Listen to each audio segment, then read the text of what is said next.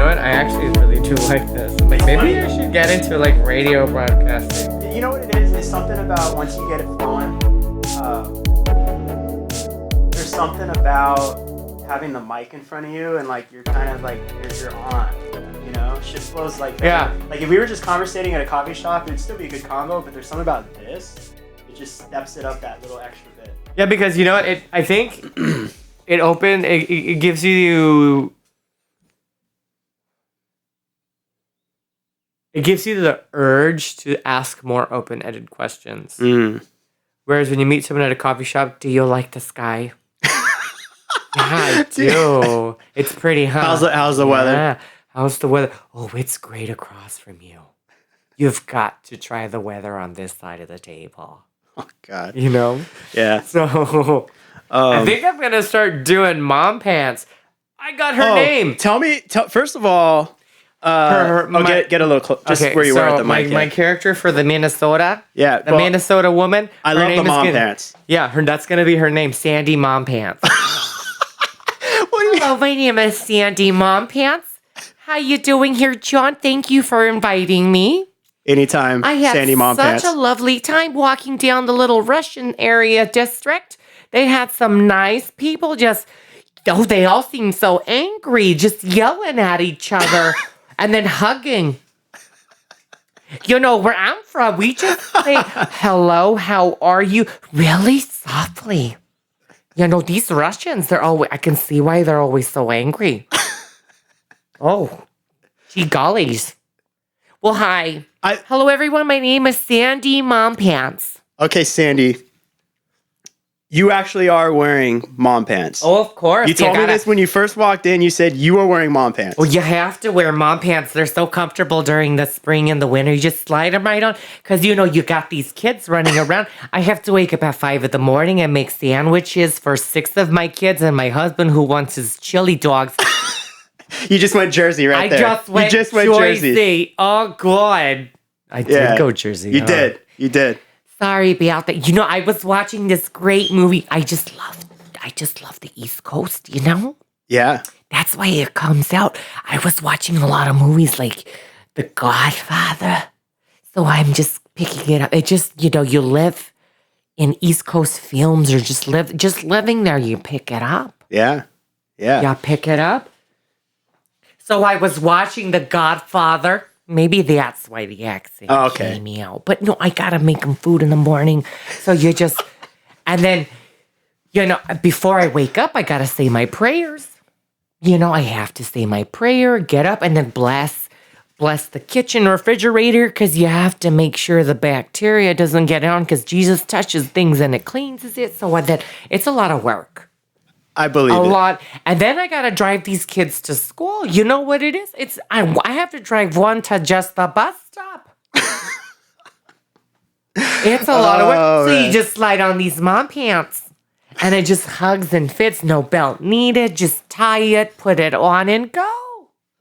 I think you just made the Mom Pants commercial. Hi, my name is Sandy Mom Pants, and when you're in a hurry like me, or a career woman, best thing... Oh, yeah. I'm sure you got a ways to go with Sandy Mom Pants. You got Rupert down. I have Rupert and I have Sandy Mom Pants. Yeah. You know, and then I have Michelle from Barbizon, the girl. That from Barbizon? No, it's like the girl voice that I do. I just say Michelle. Oh, the girl voice. I would call people... Hi, my name's Michelle from Barbizon Modeling Agency. Do you have any kids? So, I'm here to let you know that we have an opening for our agency. If you have girls, boys, we do models here. You know. Remember that time when I was upstairs at work, at the bar? At the bar, I was upstairs, and you did that voice. Yeah. And I swear to God, I thought that was a girl. I was like, oh, who's that? Management all thought. I remember I was talking and then you came upstairs and you kept doing the voice. And I was like, what the fuck? People were like, they always trip out on that voice. Yeah. I had to actually... You have the best girl voice I've ever fucking heard. Really? Yeah, I've never heard a man do a female quite as well as you. Shut up. You think guys just talk like this sometimes. They just go, hi. Ooh. yeah, you're working with me. You know, it doesn't, I don't know. That sounds like gay. You should do like overdub for like Japanese porn or something. Do they do overdub? That's too high, man. Doing high? Like, that's right. Because in Japan, they're very like... They're very squeaky. Yeah. They like them sounding little girls. Like little girls, yeah. It's funny how every culture kind of has their like funny little fetishes, you know? Mm-hmm. And I noticed that about Japanese pornography. It's very like the girl's very submissive and almost like she doesn't want to be there. It's like this vibe of like just kind of you know what I mean? Like I don't like even this know why squirmy. they do that. It's like very squirmy. Yeah. You know what though? I mean, being with I don't know how many men I've been in my lifetime, but I've noticed that when I would have sex with a couple of them when I was very inferior. What's that word? When I act Submissive, yeah. It turned them on.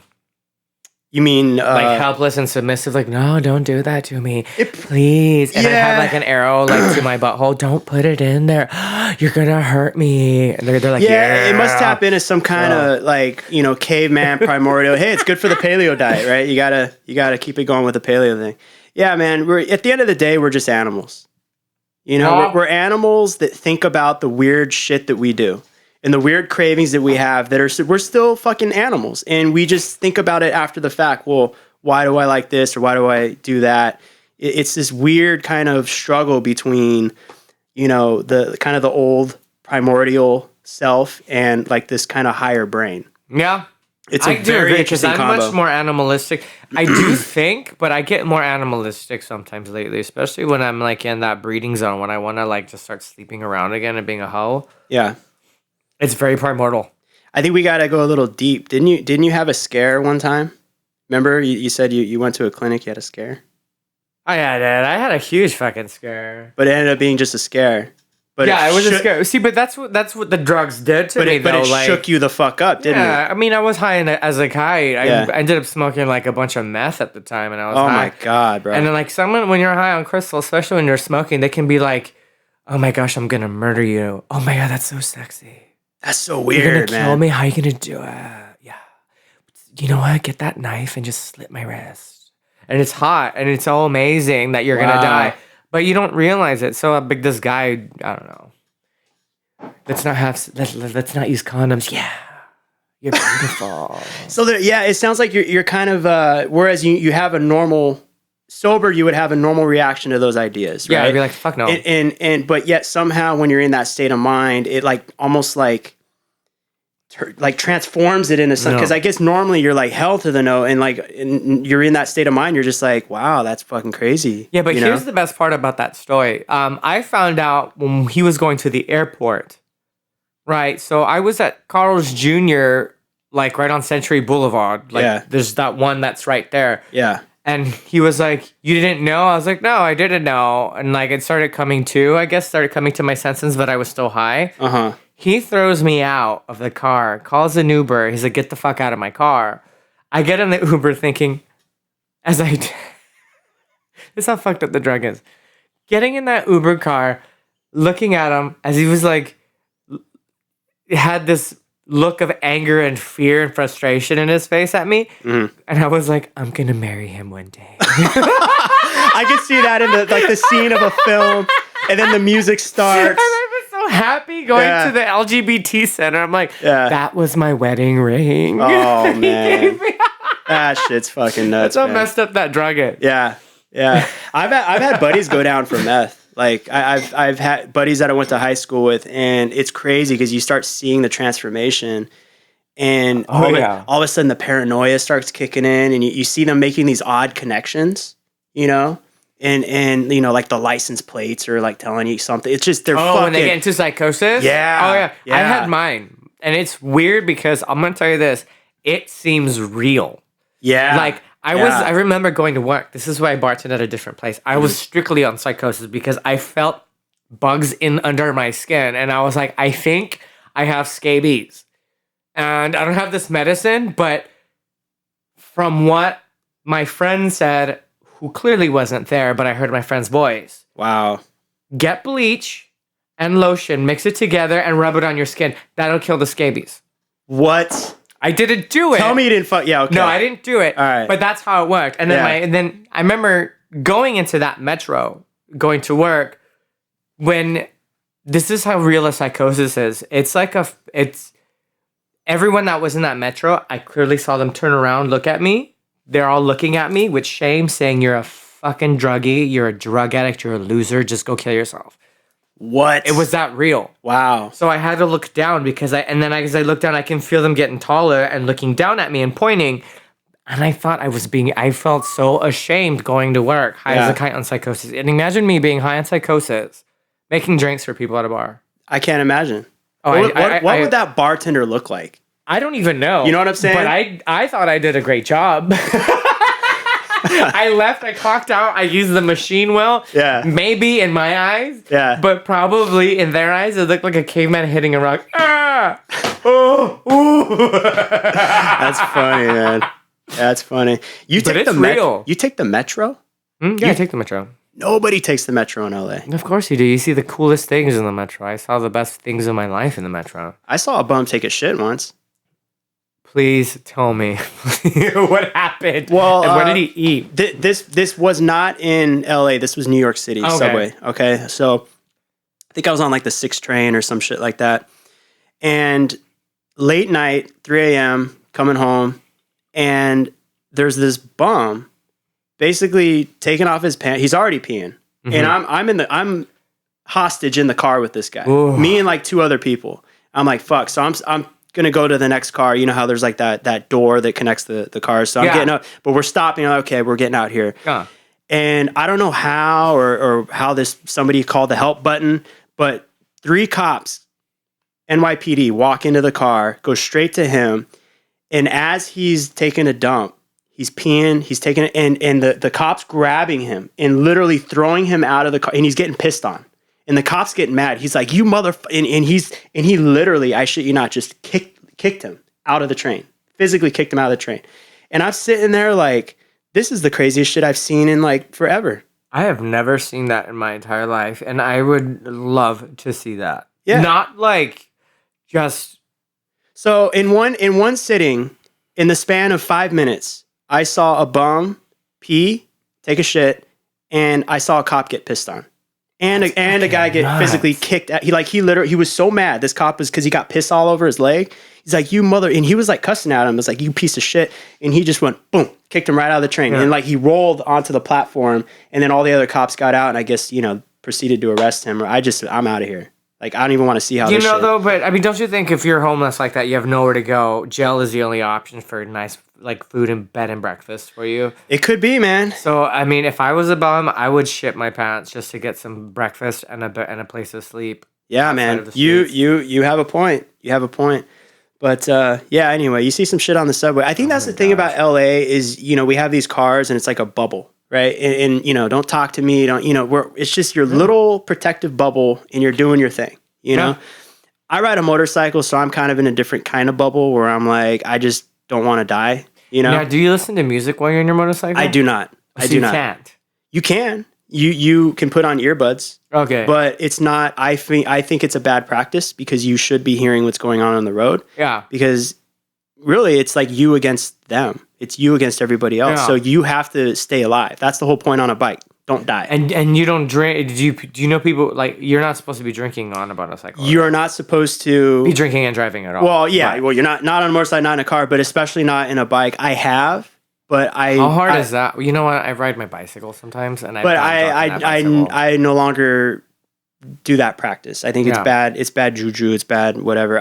Worst case, I'll have 1 beer, eat a meal, and I'll ride. If to me that's okay. But like, I wouldn't actually get sloshed. Yeah, you know what I mean. Like the other day, I had a few drinks. So I'm like, you know what? I'm just gonna leave the bike, get in an Uber. I'll get it tomorrow. It's just not worth it, dude. All those stories about like, it's like every motorcyclist I know has laid it down at least once or twice, and it's like, I don't want to be that guy. I had a friend who did that. He made a wide turn, and it was a beautiful, nice, old school Honda motorcycle. It's like a classic. Oh, you mean like the old Hondas? Yeah, the old Hondas. I know you're talking about. It was a really pretty one. Yeah. And he made a right, and I guess he made it too fast because those ones back then weren't meant to go that fast on a turn. Did he dropped it? He dropped and slid. Yeah. But he was fine. He wore all leather. So yeah, that's why you wear leather. It's not like a fashion thing. It actually protects the skin, and I guess that's why these Harley dudes wear what they call chaps, yeah. which oddly enough became a gay Yeah, fashion. or gay men at the Eagle. What kind of chaps you wear? From what I understand, it's just a protective layer. Yeah. I don't wear. Obviously, I'm good with jeans and my jacket with armor. It has armor on it. So there's armor in your. Wait. What do you mean armor? Like so they armor? put pieces of plastic inside of the jacket, so it's kind of like a bionic thing. Like you're kind of. It makes you look kind of built. Like you know what I mean. It gives you like these bigger shoulders and like a bigger because like. It's usually around the elbows, and like the forearms, and on the shoulders. It's like strategically placed so that God forbid you fucking fall off that bike, 60 miles an hour, like you're not going to break every bone in your body. Like it's supposed to help that. Have you seen people fall going 60 miles an hour? I mean, I thought that was just all in the movies. Say what now? People falling 60 miles an hour. You've seen that? I haven't seen it. No, but you've had friends that done that. Yeah. Yeah, I actually met a dude yesterday, and he was talking about because we spotted each other. Hey man, you ride too? Oh yeah, cool. Because I'm always carrying my helmet around, and he's like, I almost died twice on a motorcycle. I was like, oh, so you must be done riding then? Like you're done? He's like, no, I love to ride. I'm like, wow. Like I think after one of those, I'd be like, I'm already considering throwing in the fucking towel. I mean, let me put it like this: you will never know the joy of riding until you've actually ridden. Yeah. It's one of these, it's like surfing. You ever talk to a surfer that's just like, it's spiritual, it's all this and that. Well, same thing with riding. That's my surfing. That's my zen. Free. It's amazing. It's such an awesome feeling. So what's the longest trip that you've done on the bicycle? Like, say that again? On your bike. What's the longest trip that you've done? New York to LA. On your motorcycle? Yeah. So you know how I was living in New York? Yeah. Okay. So upon coming to LA, that's how I decided to come to LA. Mm. So I planned it out, as much as I could, but it really was a learn as you go kind of thing. And it took me 7 days to ride my ass from New York to LA. I don't know how you deal with that music running. I need to have some kind of music. You asked me about music. That's the only time I did music. Okay. Cause I had one earbud in my ear, and usually this is the way I had it is I had GPS because I didn't want to get lost, Oh, okay. So you have to listen to GPS. So I was like, if I already have it in my fucking ear, let's just have music playing. But I had one ear open and one ear covered. So it was one of the most amazing experiences of my life. And proudly, I say that this is an experience that most people will never understand. Because you'll hear people, oh, I drove cross country. Well, in your fucking U-Haul, you don't know what it's like to be on a bike. Yeah. And the challenge that comes along with that, And on top of that, I would share this, I guess, with anyone, whether it was a car or motorcycle. But the whole hotel thing, I learned some lessons along the way. I got burnt by bed bugs twice in Colorado, by the way. Both of them were in Colorado. Did you have to take medical thing? See, the thing, okay, what's the difference between bed bugs? Are they from a lice or? I don't know, but I'm sitting there like 12 hours of riding, I am fucking done. Like my ass is numb, like my body hurts. I'm like, I can't even talk. So it does hurt to ride a bicycle. A motorcycle. Yeah, because you're fighting the elements. Just a couple hours on that bike, shit starts going numb. So you're managing that pain and that numb. You're kind of like, okay, my hand's hurting, so I got to put it here. Now my other hand's hurting, so I got to put it here. Yeah. And you're kind of like, picking different positions on the seat. And, yes, you have to stop every few hours, 15, 20 minutes at a time to kind of get the blood going. But it's literally a journey of how to manage pain. Oh, wow. And that's how you last. But at the end of that journey, each day I would have to find a hotel, and I would. And, I'm thinking, okay, here's a cool hotel, affordable, decent stars, yada, yada. I go in, and I got this, like, gut instinct, like it was a dirty place. Like this gut feeling when I walked in the room. And what did the hell hotel look like? I mean, clearly, if you had that gut feeling, you got to have some... Was it teeth optional? Say that? Was it teeth optional? Teeth optional? Yeah. I don't know. It was late night. It was Colorado. Hey, you doing? I think so. We got 1.5 stars here. We over here gonna give you the honeymoon suite. sleep. Oh, yeah. Now that's where the fun really begins. Yeah. Like one of those. Yeah, I was like that. But man, when I'm laying in bed, I'm like, I don't give a shit. I'm just going to go to sleep here, rough it out. You know, I'm a man, you know, like we talked about before, right? I could tough it out, right? And I'm dozing off. And you know, in that kind of half awake, half asleep state, you know, I'm itching. All right, a little itch, that's fine, you know. I notice I'm itching again. So I'm itching more. Next thing you know, I'm like, it fully wakes me up and I'm like itching. And I'm like, what the fuck? I get out of the bed. I pull my pants off. I look down on my left thigh, just bumps everywhere. And I'm like, motherfucker. And I fucking get all my shit. I get everything. I take a shower. I leave the clothes that I was wearing in bed. I leave them there. I'm like, I'm not bringing this shit with me. Yeah. This is fucked up. I mean, why would you? And it's got to be like 3, 4 in the morning at this point. I'm spent. I'm like, fucking, like, I just want a place to sleep and I can't even sleep. And I go to the front and I'm like, I don't know if you guys have bed bugs or if you got some kind of fucking detergent, but I'm allergic to some here. I want my money back. I'm just going to go down the street. And luckily there was a hotel right down the street. I got like some kind of a partial refund, but whatever the fuck, I don't care. I just want a place. So find a nice, more expensive hotel. And I'm like, thank God, no itching. I took another shower before I went in there, by the way. And but those things linger on you. So you probably put it on that hotel. No, I don't think so because I quarantined my shit. So what I was wearing, I took off and I left it there and I took a shower before I left the hotel. You get what I'm saying? And luckily, none of my bags I ever put, or my one bag, which I had, I never put on the bed. They say never to do that. So for those that travel, never put your shit on the bed because that's how you contaminate. So luckily, I did not contaminate anything. You're scared me because, like, I don't know. Well, I mean, I travel often and I'm in hotels and I put my shit on the bed all the time. Not my literal shit, but my bags. Yeah. So no, this is where the story. To me, pop in a squat. Hold on, I gotta. This is where the story gets funny though. No, like listen. So I'm pretty sure. Yeah, this is Colorado. Like first entering, like right on the state line kind of deal. I don't remember the name of the shithole town I was in. So the second day, I believe it was either Kansas or Colorado, but somewhere around the border there. And I'm like, okay, thank God. Another like 12 hours of riding. I'm like, dude, fuck, you know, and especially after last night. And I go into another hotel, better feeling with this place. It wasn't too bad.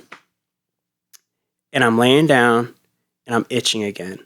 I'm like, you gotta be fucking kidding me. And it did cross my mind, like, well, maybe I brought this shit with me, but then you realize I wasn't itching during the day. Yeah. Like, not, you know. Well, they only itch at night, from what I hear. Well, so I'm like, here we go again. Take a shower, take all my clothes off, and I'm so tired at this point, and I'm just like, I don't know where a hotel is around here. Like, not like the other place where I saw one down the street. I was in buttfuck Egypt. I don't know what was going on. So I'm like, fuck it. And there was this large counter or dresser where the TV and like the thing was on. Moved all that shit over. Fucking got the pillow, shook it out, put it down, butt naked, laid on that shit like a mummy. Just like this, and I'm like, that would have been a dream for me. I opened the hotel. Hi. So, and you know what? I slept like a baby. I was like, and I woke up just like that. I woke up like that, like just like a mummy on my back. No pain, no nothing. Which I think maybe sleeping on hard is not a bad thing. So, no. But I was like, you know what? I'm gonna put the ego aside because I wanted to just go up front and complain and be that like typical like the American. Well, like we're still in America, but you know what I mean? Like complain and just be like, we do complain for everything. How dare you? This, that. But like, I was like, you know what? I just want to fucking sleep. That's all I want more than anything right now. Yeah. And I did it and I toughed it out. So after that, I opted for the 5-star hotels on Yelp. So the trip became considerably more expensive from Colorado on because I'm like, never again. Yeah. Anyway, so that was one of the lessons that I learned with my cross-country road trip is always opt for the more stars. Gross, man. I've had scabies like 3 times. What the fuck? 9 times? 9 times. What is scabies? It's a form of lice that burrow in your skin. Oh my God, fuck that. Mm-hmm. I would not. No. But they're microscopic, so you couldn't tell. But it's just like, it itches. You feel them digging under your skin. Oh, man. Yeah. Remember that? I've gotten one from my first time I got it from the gym. Yeah. I was hooking up with some guy in this. No, I'm just kidding. I was just working out, and then it can be transferred from bench to bench or whatever if people sweat. Skin to skin, or Yeah. So you can get scabies from the gym. Dude, you can get me easily. Oh fuck! I was a personal trainer at the time for the gym, and so we've had people pass on. There've been not at that gym, but a different one, but the same company, the same branch. There was flesh-eating bacteria being passed over in the steam room. Okay, that's so things why, can get passed over. That's why I don't fuck with saunas, because I was just telling my buddy yesterday, like, I don't do wet. Like, I don't do public wet areas. So wet, like vagina either? I knew you No, had that's the only thing. That's the only wet I can do. No, but like, there's something about like the growth. Like when I'm in the gym, okay, I could take a shower. I guess I can deal with that kind of wetness. But like, I wear flip flops, to and from. Yeah. And I never let my feet touch the floor because that shit grosses me out, right? I do. And I see people that are just walking around butt ass naked with no fucking sandals on, and I'm like, how do you do that? Some are calloused. Like I have calloused feet. You mean like hard ass, like African, like tribal shit? Mm-hmm. Yeah. My feet are calloused from years of dancing. Dancing? Yes. No shit. Yeah, we used to put Epsom Adyr, salt what on our haven't feet. you done, bro? What Dude, haven't you done? I'm 37. I have a story. Are you really gonna write a book though? I think you really should. You think I should write a book? Dude, you have me. Chapter 1. I remember cutting a couple of lines in the bathroom in Monte Carlo. You're gonna start like that? I like that. That's a good opening. That sounds kind of hot because I do remember I was hanging out with this one chick at this ritzy European hotel. She was cutting it with the razor. She was like, "Never use notes, darling, because that's where your nose gets infected. Always straws." I'm like, "Oh, okay." Best advice I've ever heard in my life, but I never took it until I went back to the doctor in Hong Kong and I told him I have a cocaine problem. He's like, "Are you using notes?" "Yeah." "Use a straw." I was like, "Why?"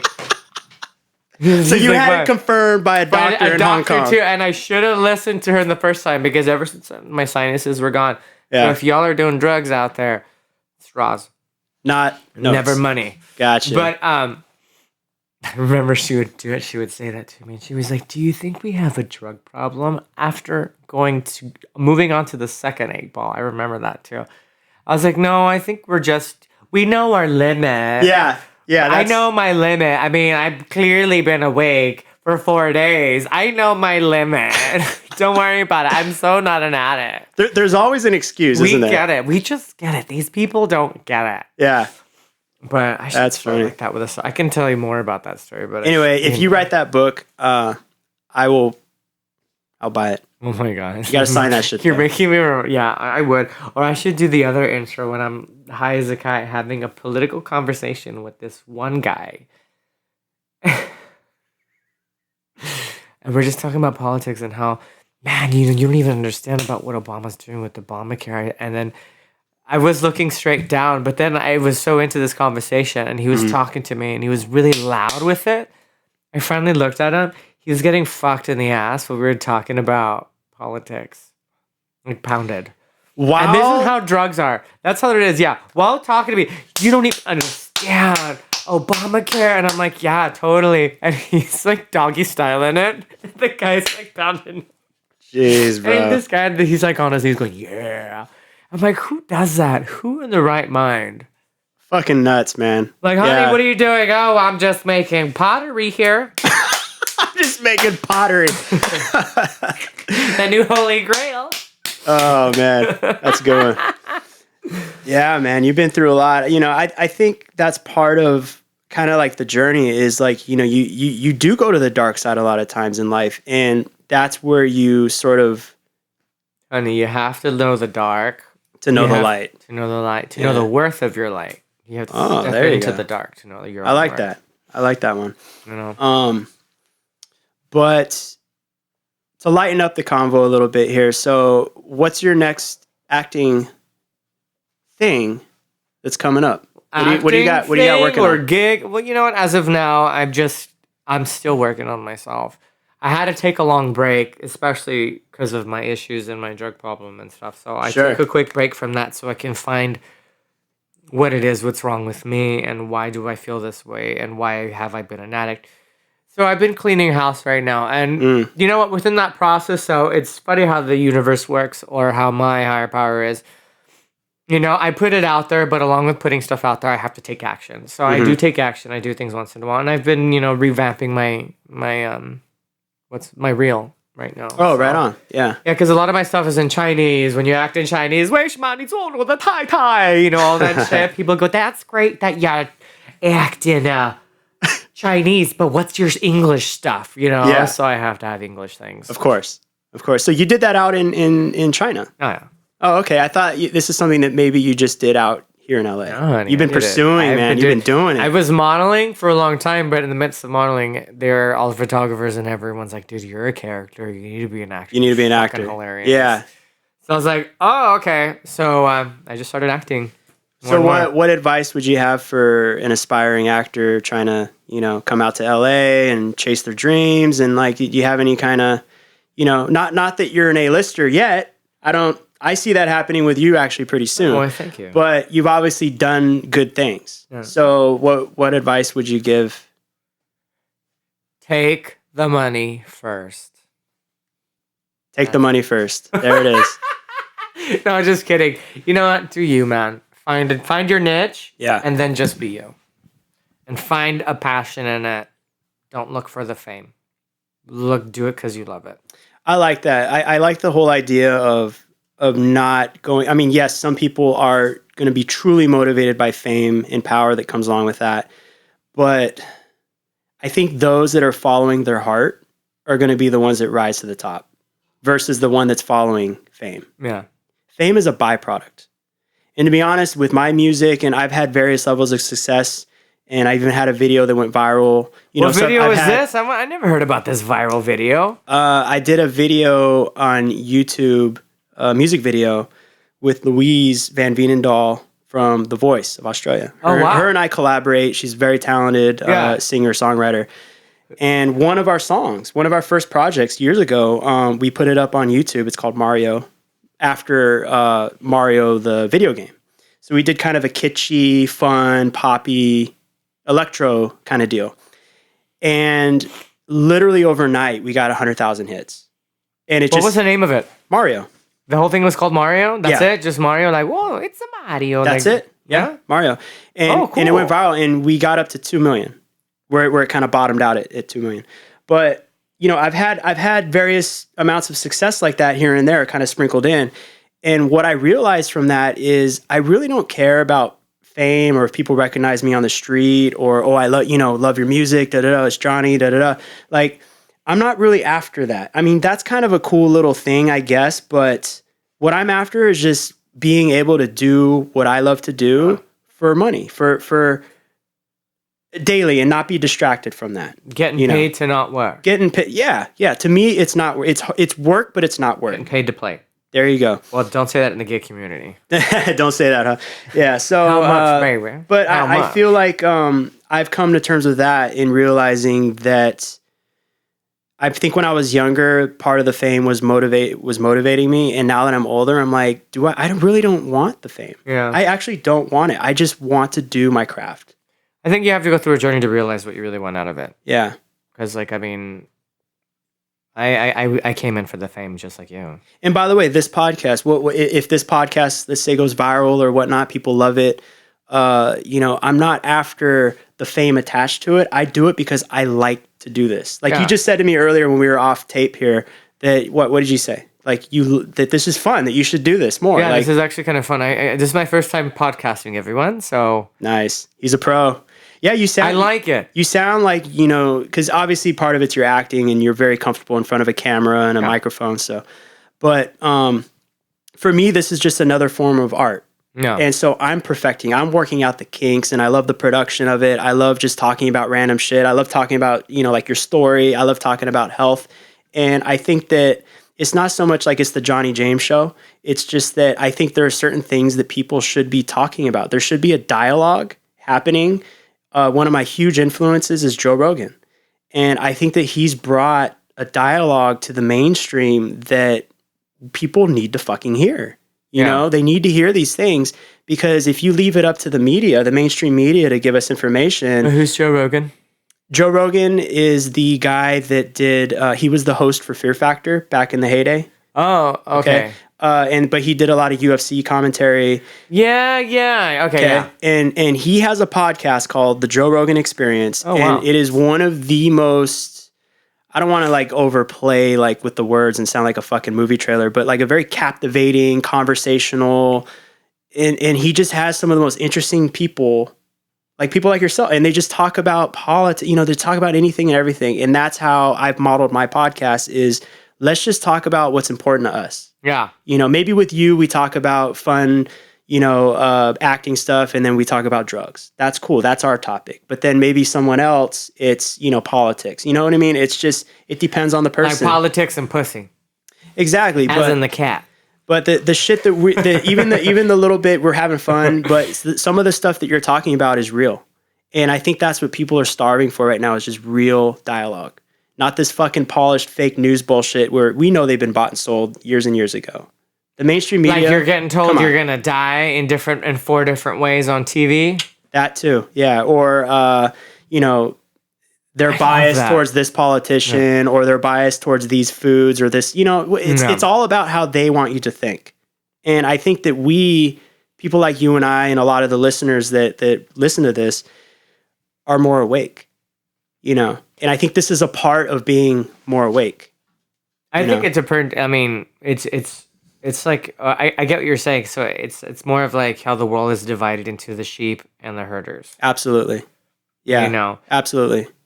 So I mean, I can't say it any better than that. That's exactly what it is.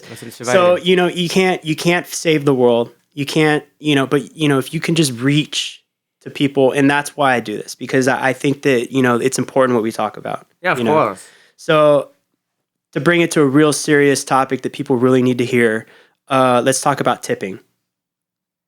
Tipping. Yeah, I've been wanting to talk about this for a long time. Oh my god! And now that I have a fellow bartender who's been doing this for years, tipping. We got to talk about tipping policy. We got to talk about the real shit here because people clearly don't know. 15% minimum is what it should be. Even at the bar, and I just ordered drinks. Mm-hmm. See, I think people have a hard time with that. They think that only applies to dinner. No, it applies to everything because they need to realize we live off of our tips on our paycheck, honey. I got a paycheck once because they tax us so much because they assume that as bartenders and as servers we make a lot of money. My paycheck was $0. Yeah. I literally had $0 on my check. Well, those on the East Coast know that. Because when I bartended in New York City, one of the busiest bar rooftops in Manhattan, 0 paycheck. Always. Yeah, it's always $0. And it's disgusting because if you're asked out of work for like 3 days for an injury, which might I add, I'm going to work on this fucking injury. Look at my ankles are bruised up and everything too when I fell down the stairs. Damn. Yeah. But see, that's why you wear mom pants. I know mom pants. I just slipped them on. You're airing out the swollen ankles there, buddy. Yes, I'm airing it out. I'm showing people that this isn't lupus. No, lupus. This is a bruise from mommy falling down on the stairs holding glasses of champagne. All right, so one of my pet peeves, and I mainly got this in New York City because the rooftop I was at had a huge tourist clientele. Okay, so a lot of Europeans, like mainly Europeans, and they would come in, and most would by default not want to tip you, and so we had to fight for our tips. We would stop them and say, "Oh, I need you to fill this out." Yeah. So they would leave the tip. You had to fill it out and fight that? Oh yeah, all the time. If we didn't, we wouldn't make half the money we did. Oh wow! And a lot of them would feign ignorance and be like, "Oh, I didn't know," and then they would go. It's like bullshit. You didn't know. Yeah. Because when I go, here's the thing. For me, it's not about the money. It's not about the money. I'm going to make money no matter what, but have a guide. Oh, you're so hostile with your Europeans. Look, it's all about love. Jesus is about love. No, I got nothing but love. Like Benetton. I got nothing but love. What's the name of that? Rin Tin Tin? Clothing company. Ben and Tonic? Benetton. I have no idea what that is. Yeah, that's what it is, honey. It's Benetton. Oh, they have a really nice one at the American Mall of America. No, but here's the thing: is that anyone that comes in to any country has a guide for that.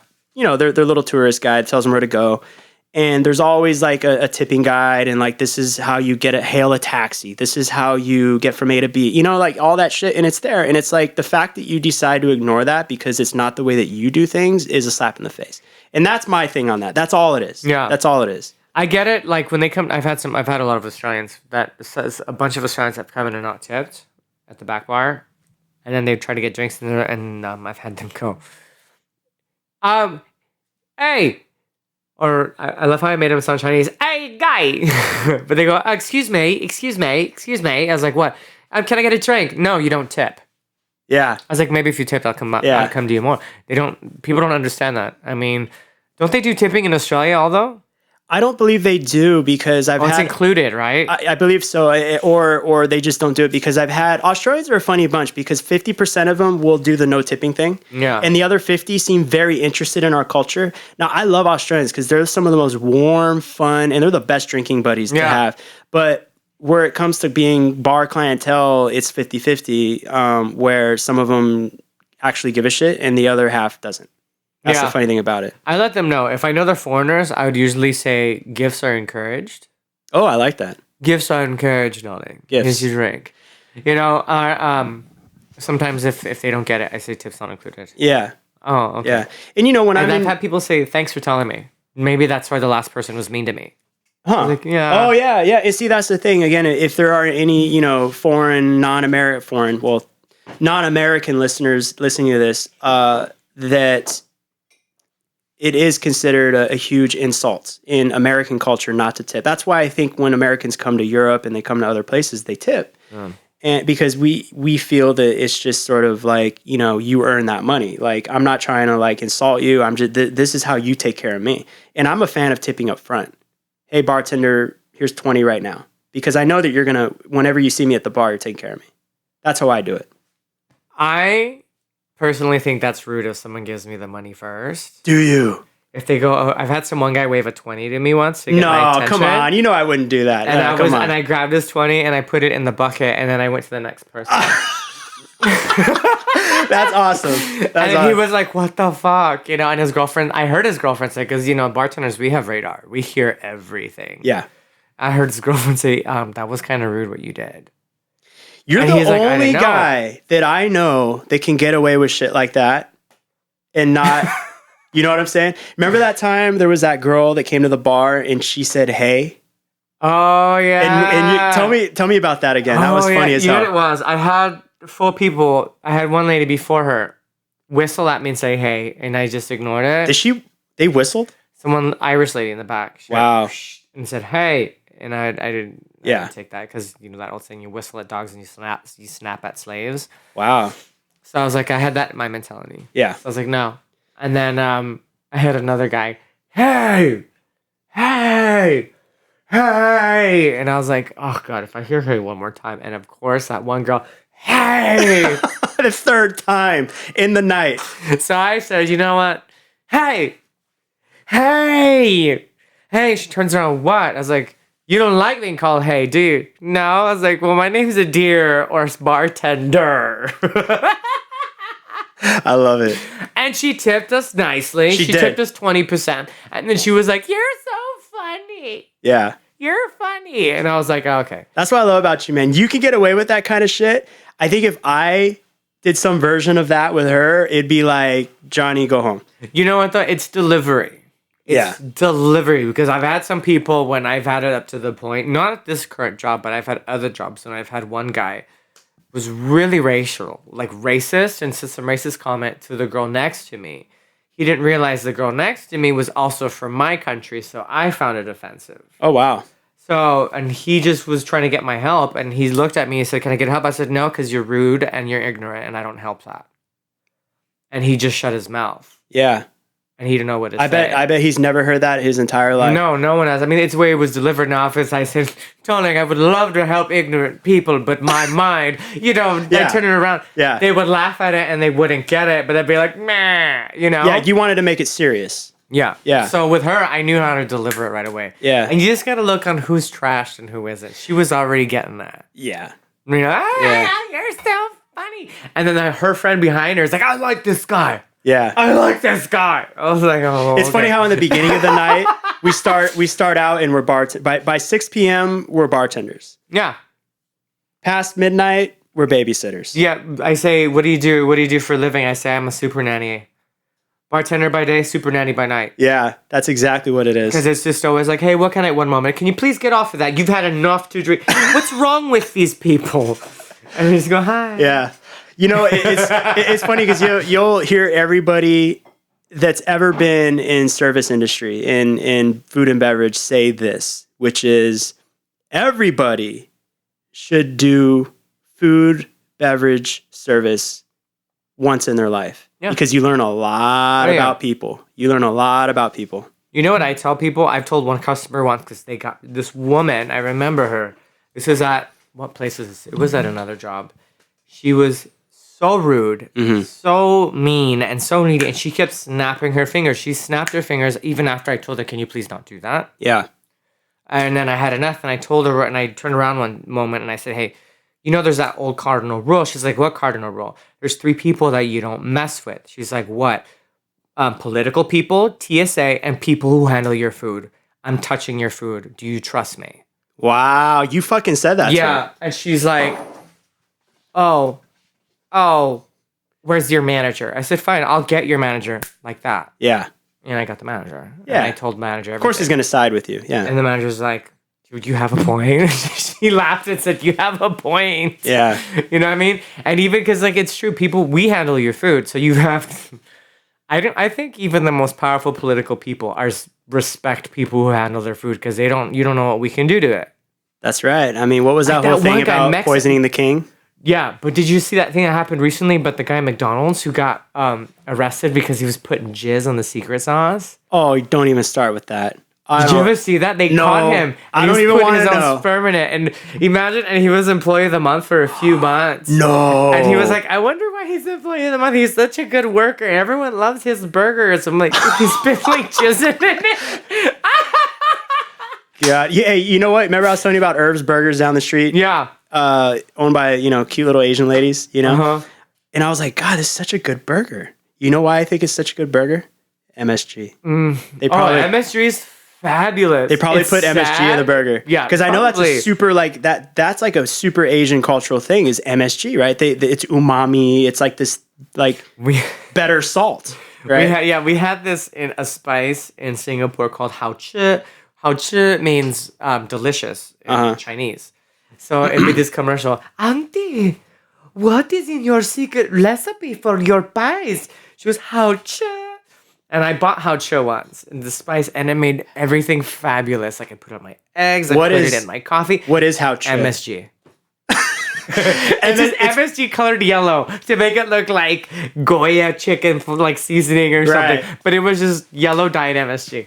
How funny. But it made everything so delicious. I'll put some MSG on the ice cream. It tastes so good. I bet. I mean, that's probably how it works. You could put MSG on anything and it would just taste better. Anything. Well, dude, what does his ass taste like? It tastes better once I put hao chi in it. That's for sure. And and from the whole health thing, I mean, how I manage all the information and oh my God, there's this new what about MSG? And instead of trying to be a fucking expert at every fucking thing, I'm not a doctor, I just use the filter of did we have it? And you know what, man? If we didn't have it back in the day, then I'm not eating it. It's that simple. Yeah. And what is MSG? Is it human made? Yeah. Yeah. I gotta go to pee again. I drink so go much ahead. coffee. Look at me dancing. Hold on. All that coffee and tea, man. Oh, I never knew you can do stuff like that. Of course, our little bathroom breaks, because we're still recording. Oh, you are? Yeah, I hope I got that fart earlier. You should see the size of his dad. I watch him pee all the time. Sometimes when I go to work, he's like, I gotta go pee. And I go, okay. I'll watch the bar for you. And then I just literally follow him. He doesn't even know I have pics of his pickle in my phone. Pickle. Oh, man. So maybe I'll edit this out if it's not appropriate. I'll find out. But yeah. Yeah? Okay, I'll edit that out. We work at a very high profile popular. We work at a popular place that we are kind of not allowed to talk about. Yeah. How about we leave it at that? Yeah. But again, we are artistes, and that is just a means to make money because you got to make money. So that we can work. So that we can work on our art. That's really what it comes down to. Some days I look back in the past and go, man, they had it so much easier. You know what I mean? It's just like, oh, well, I'm here to be an actor. You see? Oh, gee golly whiz, you see? And then that's all they do. And then now it's like, oh yeah, I'm an actor and I'm an anthropologist and I make dresses and I own a sweatshop and a recovery home. Oh, did you also know that I flip burgers at McDonald's too? You know. Oh, by the way, the guy that puts the jizz in the sauce, I knew that guy. Yeah, I knew him. We were best friends. I shook his hand. I must explain why my shirt kept getting caught in my hand. Oh, it's so sticky. So I gotta ask because the artist's path is definitely not the easiest path to take. It's the road less traveled. Mm-hmm. How do I even put this? Do you have a plan B, or are you just like, this is it? Like, this is it. I do. I mean, I can easily go into my plan B. Easily. I had an amazing career and a very promising career when I was living in Asia. And it's still available for me. You mean the nightclub thing?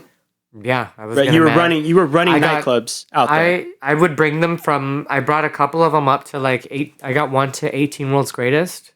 Jesus. And I got another one up to like, it was really low, and I made it so popular that I got celebrities coming in, a lot of A-listers, Asian or international. Asian A-listers, nice. They would literally, who's running it? Adyr, I'm there.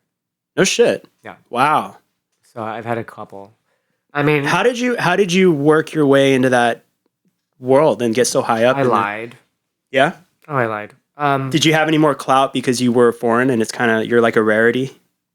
That's what am I right that like in Hong Kong it's like 90% Asian?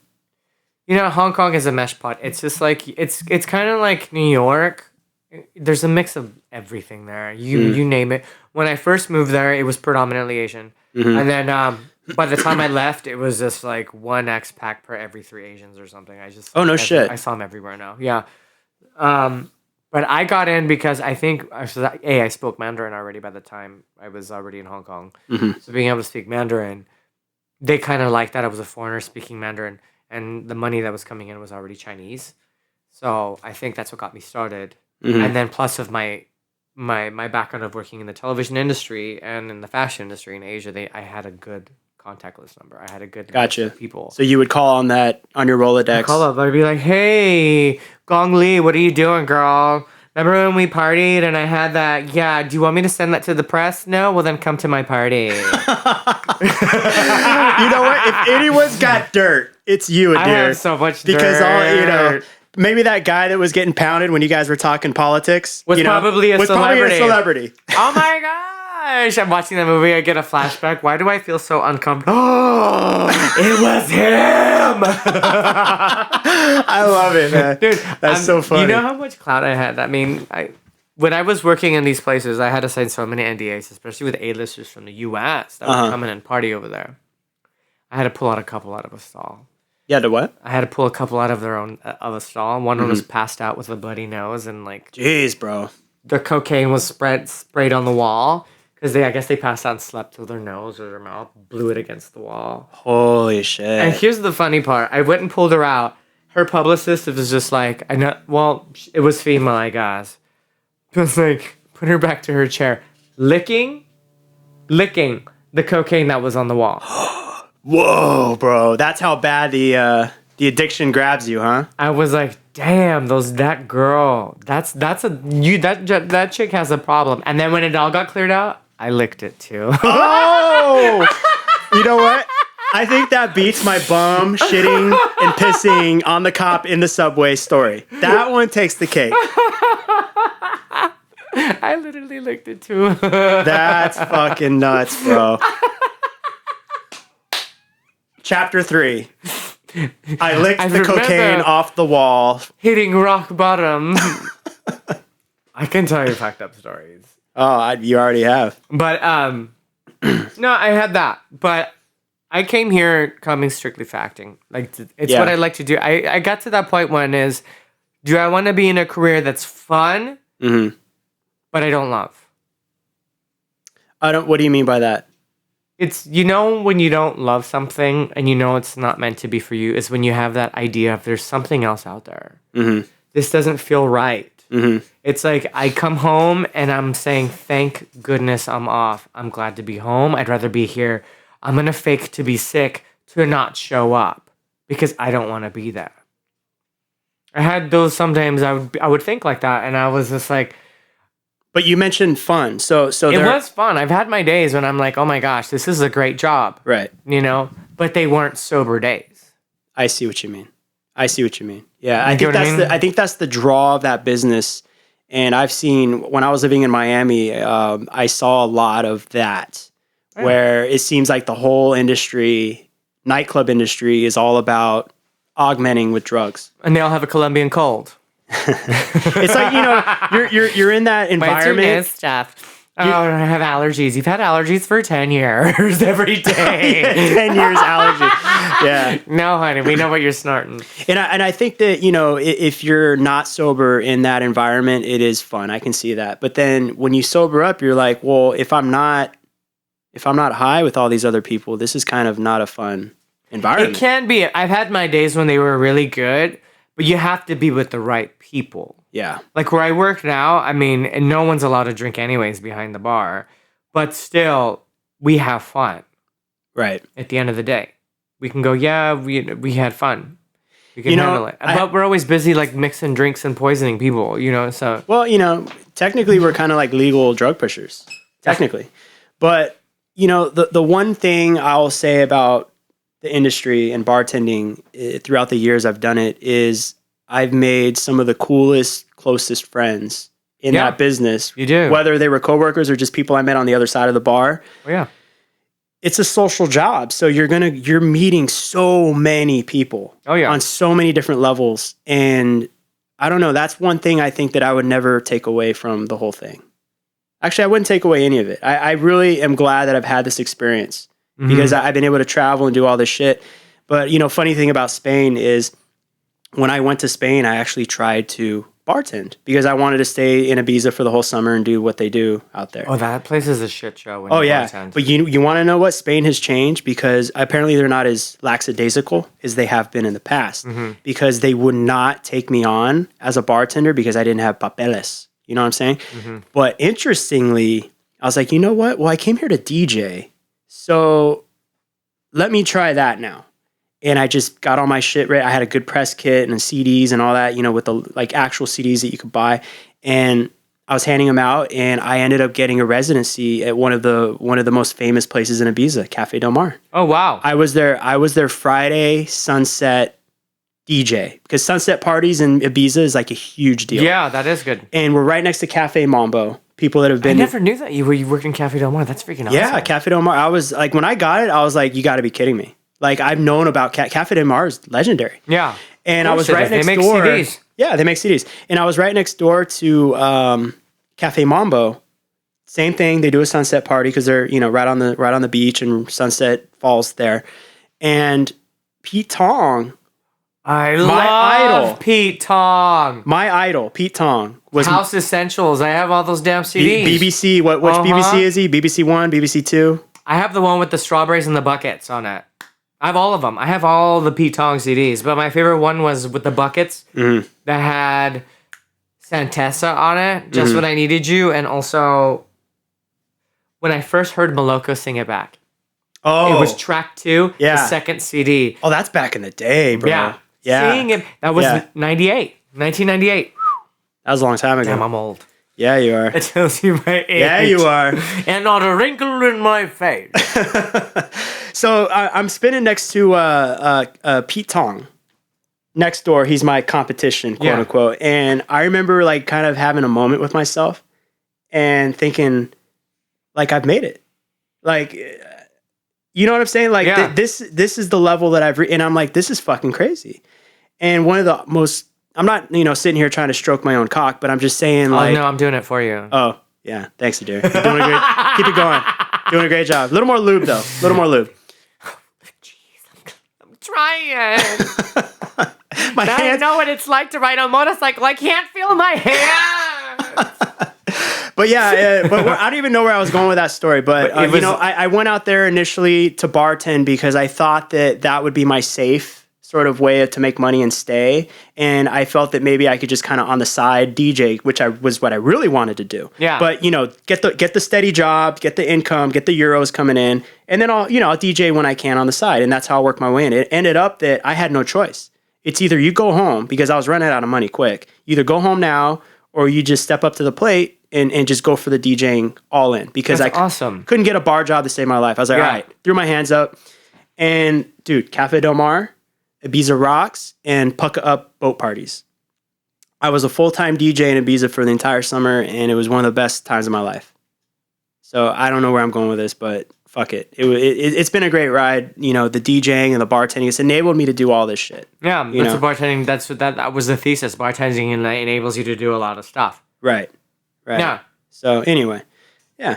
So you're gonna be fine, man. I'm a lucky charm. I don't know what it is. I've always had this lucky charm where it's energy that draws people, the right people, or gives people good stuff that they get somewhere. So you're fine. Everyone that I've let in or that I've met in my life has done something and are doing something and will be something. I gotta say, I feel great just because I got a ton of music projects right now. There you go. And actually, the song that I play, I'll play it for you later. But the song that I play in the background with these podcasts, at least as of late, is a song that I wrote, and it's a style that I absolutely fucking love. I don't know if you heard of Future Beat. Subtact. I've heard Subtact. San Holo. I haven't heard. I've heard of Han Solo. Right. Well, his name is a play on Han Solo. It's San Holo. Oh, okay. He actually got sued by, I guess, Disney now. Disney owns the franchise. Are you gonna get sued because I said Han Solo? No. Han Solo's gay. Will I get sued for that? Did you see the new He's thing? a homo sapien, a sexual. Did you see the new Star Wars? Yeah, I did. What did you think? It was good. It was entertaining. It was better than those three. The new three. You know what I'm talking about. Yeah, with Abadablia. Yeah, I didn't like that shit. With me, I'm not okay. I don't critique movies and say like, I'm gonna give it this many Rotten Tomatoes because it didn't have enough plutonium to give me the explosion in the mind that I needed. No, I go to get entertained. That's the whole point of acting, is to entertain people. Right. You don't sit there and go, well, her acting was awful. And yeah, there's bad acting sometimes. Yeah. When there's bad acting when you're not entertained. Oh, that's look an at interesting that. concept. Is that the radar? Right? That's it, huh? Yeah, if you're entertained, you're enjoying it. Yeah. So that's the whole point. I'm not going to pay $15 to sit there and find something wrong because movies are expensive nowadays. $15 or $20 of a bloody movie. Do you remember the days when it was only a nickel? I remember when it was $1.50 with a double feature. Yeah. My first movie theater experience that I do remember is Jumpin' Jack Flash with Gremlins. It was a double feature. It was Gremlins and then Jumping Jack Flash. Wait. You were alive when Gremlins came out? Yeah, it came out in 1982. How old were... Oh, wait, never mind. Let's not go there. Was it 1982? No, E.T. was 1982. Yeah, I think it was mid-'80s. Gremlins was which... Wait, I'm going to find out right now. No, I'm going to Google search this. You Google search it. I'm going to use the bathroom. Okay. Uh-oh, someone sent me a dick pic. That's how we say hello in the gay culture. A dick pic. That's what y'all look like. He's kind of cute, and he's still alive. The lead for Gremlins. It was 1984. Gremlins came out in 84? In 84, so I do remember being in West Covina. And, West Covina, LA?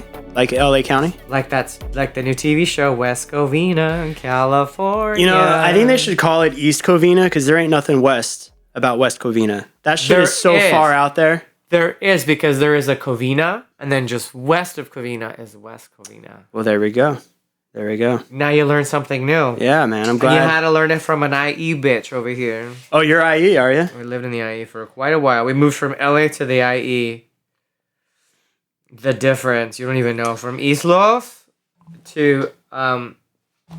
IE's kind of country, isn't it? Like country culture. It's kind of like lifted trucks. It's full of soccer moms and SUVs. Is it? Mm-hmm. Yeah. Well, it depends. Like, my parents live in Chino. Now, when I was a kid living in Chino, it was all cow fields. Like, we would go cow skiing. Do you know Hemet? Mm-hmm. Is Hemet considered IE? I don't know. I had family that lived out there years ago. Yeah. Where's Hemet? But fuck nowhere. It's like Riverside. Oh, that's Riverside County then. San Bernardino. It might even be San Bernardino County. I have to look it up. Yeah, because San Bernardino County is the biggest county in the United States. It is. Knowledge of the day. Knowledge of the day. Actually, some more random useless knowledge is one day I was looking at a map of the United States, and I noticed all these clusters on the East Coast, and then the clusters got bigger and bigger as you go west, and those clusters were counties. And I remember just being like, why the fuck is it? And just randomly looking shit up because I love useless, stupid information It's like the best that. information in the world. And it just so happens that the way that the history went, like the counties on the East Coast are very, very small and tight and compact, whereas the ones as you go west, it just literally just starts spreading out and getting bigger and bigger and bigger. San Bernardino is like 10 counties of New York. Really? It's huge. Well, yeah, because San Bernardino was what? Well, California in general is the biggest agricultural state. Yeah, that's what I've understood too. So, but there's nothing there in San Bernardino. Maybe that's why there's nothing. There's nothing fucking here. Just take it all. Every cowboy, ain't nothing fucking here. Just take this part. It ain't made in New York City. New York City. Get a rope. Get a rope. People that remember that knows that they're old motherfuckers. Because I still remember. Remember the jingle? Pick up the original. Pick up the pace. Oh, Taste yes. the county sauce. I do remember that the guy that was like, that they were, get a rope was Cookie. Cookie. His name was Cookie? His name was Cookie. I don't remember because he was the cook, so they call him Cookie. Oh. Yeah. This stuff made in New York City. Get a rope. Get a rope. Yeah. I used to love that commercial. Paste pecana sauce is made with real chili beans. Look how the spoon stays up. Remember? And the spoon was standing up. That's right. That's right. Remember those old jingles like Nestle? N-E-S-T-L-E-S. Nestle makes the very best. Oh, man. I don't remember that. I remember. Yeah. Well, how old are you? I'm 36 now, bro. Okay, so I'm I'm a not year much older. younger than you are. Yeah. Yeah, but you look young as shit, bro. Like, seriously. Like, all that drug, because I know a lot of people have gone that road that you have, and maybe not as glamorously as you have, but nonetheless, they've gone down that road, and my God, has it aged them. You look like you're fucking 26 years old. Oh, well, thank you. Imagine if I never touched drugs. Imagine if I never did drugs. Imagine how young I would look. You would be like the 16. embryo floating in through space in 2001: A Space Odyssey. I would be like Stewie, a never growing up baby, a baby that never grows up. Yeah, with an evil English accent. How does he talk? Rupert. Would it be marvelous? He's if I kind of was like homosexual. He's kind of like a Rupert, actually. You know what? It's like a high. It's like a high He is society. kind of a Rupert. Yeah, but Rupert. Yeah, you know what? That boy on that show, Family Guy, that American fabulous show there, reminds me of my childhood. Stewie, I must Stewie say, reminds you of your childhood, Rupert. except for the homosexual part, I must say I did have a fond time fishing for oysters, how you would say here in the modern time. Fishing for oysters. Back in my day, it was called pearl hunting. Oh man, I don't know where you come up with this shit, bro. Really, I don't know. that's funny. No, but I was saying, kind of back to the diet thing. What the fuck do you eat? I mean, you said you don't know what paleo is. I kind of butchered the explanation. I didn't really get into it. Eat like a caveman is really what it comes down to. How do you eat? I kind of do the Bible thing. The what? The Bible diet. Which is what? Not even a diet, just the way, the Orthodox, I guess, like the way the diet is put in the Quran. I don't know how I feel about this homosexual here eating all kind of food. I tell you what, boy, that don't make me that happy. I'm not about as happy as a puppy dog 2 Peters right now. I tell you what, Clearly, boy. darling, if you claim to be Christian and eating what you were supposed to be eating, you would look like this and not like what you do now. So it's obvious you're being quite hypocritical with the way you eat. Ooh, You Rupert. eat pork. You eat cud. With the split hooves. What is kunt? Cud, it says that in the Bible. You go, thou shalt not eat the animals that eat the cud. Yeah, that's right. Like most hooved You can eat animals with Animals. split hooves except swine because they are dirty. They're dirty. They roll around their own shit, so they're dirty. They're dirty. And Okay, funny fact, they are the closest to human meat. I've heard that. Yeah, I've heard that. Yeah, maybe that's pork, why, because we're kind of being cannibalistic. and eating that. they have skin like us. Mhm. So that is kind of creepy when you think about it. Yeah, they Damn, say. but pork tastes good. Well, then maybe humans will taste like that too. Real salty. They make you go crazy. Maybe if we get the zombie apocalypse thing going, and we run out of food, can I eat you if you die first? Yeah, I wouldn't care. Okay, cool. Yeah. Thanks. I would be dead. You know, kind of thing. I probably did have eaten human food since I've lived in. Living in China. You never know. I've heard stories, man. I used to go down to Mexico a lot, and when I was younger, that was the party scene because I went to college in San Diego. And so before we were of age up here, we could drink in Mexico, Tijuana. yeah. So we'd go to Tijuana. And I heard some horror stories that they found out that their favorite little taco stand that they were going to on their way up right by the border was serving dog. Not to say dog is so good. I've had that not to before. say it was like the whole menu, Yeah. but like that they would upon occasion use dog meat if they ran out of carne asada or some shit. I'm not gonna lie, dogs. You've had dog? Yeah, I've had dog. I had it by accident in China. So is that a thing? Can you eat dog in China? Well, there's these indigenous tribes up there that are still very indigenous and very up in these hills. I was in this section in somewhere in southern China, but it was like the altitude was like 5,500 meters above sea, so the air was very thin. Mm-hmm. But they were so traditional, and they still dressed in their old, ancient, traditional style clothing. It was pretty cool. And they fed me deep fried like cocoons, Mm-hmm. and then deep fried like praying mantises. Like bugs? Yeah, but I figured I ate them because I just kept telling myself they were prawns because they look. That's what prawns are. Prawns are bugs. They are. They're just bugs. water bugs. Yeah. Yeah. So I said I'm eating prawns. Oh man, best bug I ever had in my life. Man. It tastes So do you eat the shell and like the whole thing? Yeah, it tastes like caramelized. The cocoons tasted like a sweet potato, the way it was prepared. The praying mantis ones, it just tasted like caramelized pecans. It was fabulous. Wow. The way they fried it and they sugarized it, and it was amazing. And then they fed me this meat that was really interesting, and I was like, "This is good meat." I'm like, "Oh man!" I kept eating it. What is it? And the lady's like, "Wow, wow, wow, wow, wow, wow, wow, wow, wow." I was like, "How do you? What's the translation to that in English?" Because I thought it was Chinese. Because at the time, everything Chinese sounded like "wow, wow, wow, wow" when I first moved out. Right. And I go, "Dog, dog, whoa, whoa, whoa, whoa, whoa, dog." I was like, and then I just kept eating it. Did you find out the breed? No, I didn't want to know. But here's the sad part. I went to my booker and I said, "Hey, I had dog." She's like, "Oh, you had dog. You like?" And then how she talks, of course, because at the time I had a translator that didn't speak English with the shit. Yeah. I'll get a story in that later if you ever want to hear about that. But I asked, I was like, "Yeah, I did shoot," and I asked, "Hey, are they like? Did this get a dog from the street?" They said, "No, they're specially farm dogs." Farm dogs. Yeah, Specifically for like how we farm. yeah. Wow. They said they're inbred, so they're kind of dumb anyways. They're Holy the same. shit. They inbred like a certain way, so Right. they're not. You couldn't really keep them as a pet because they would. So they're like cow. When you look at cows are fucking stupid. They just stand there and eat all day. Like they're not. When you look they're at. smart animals. Am I wrong about that? I've seen some cows that knew how to open doors.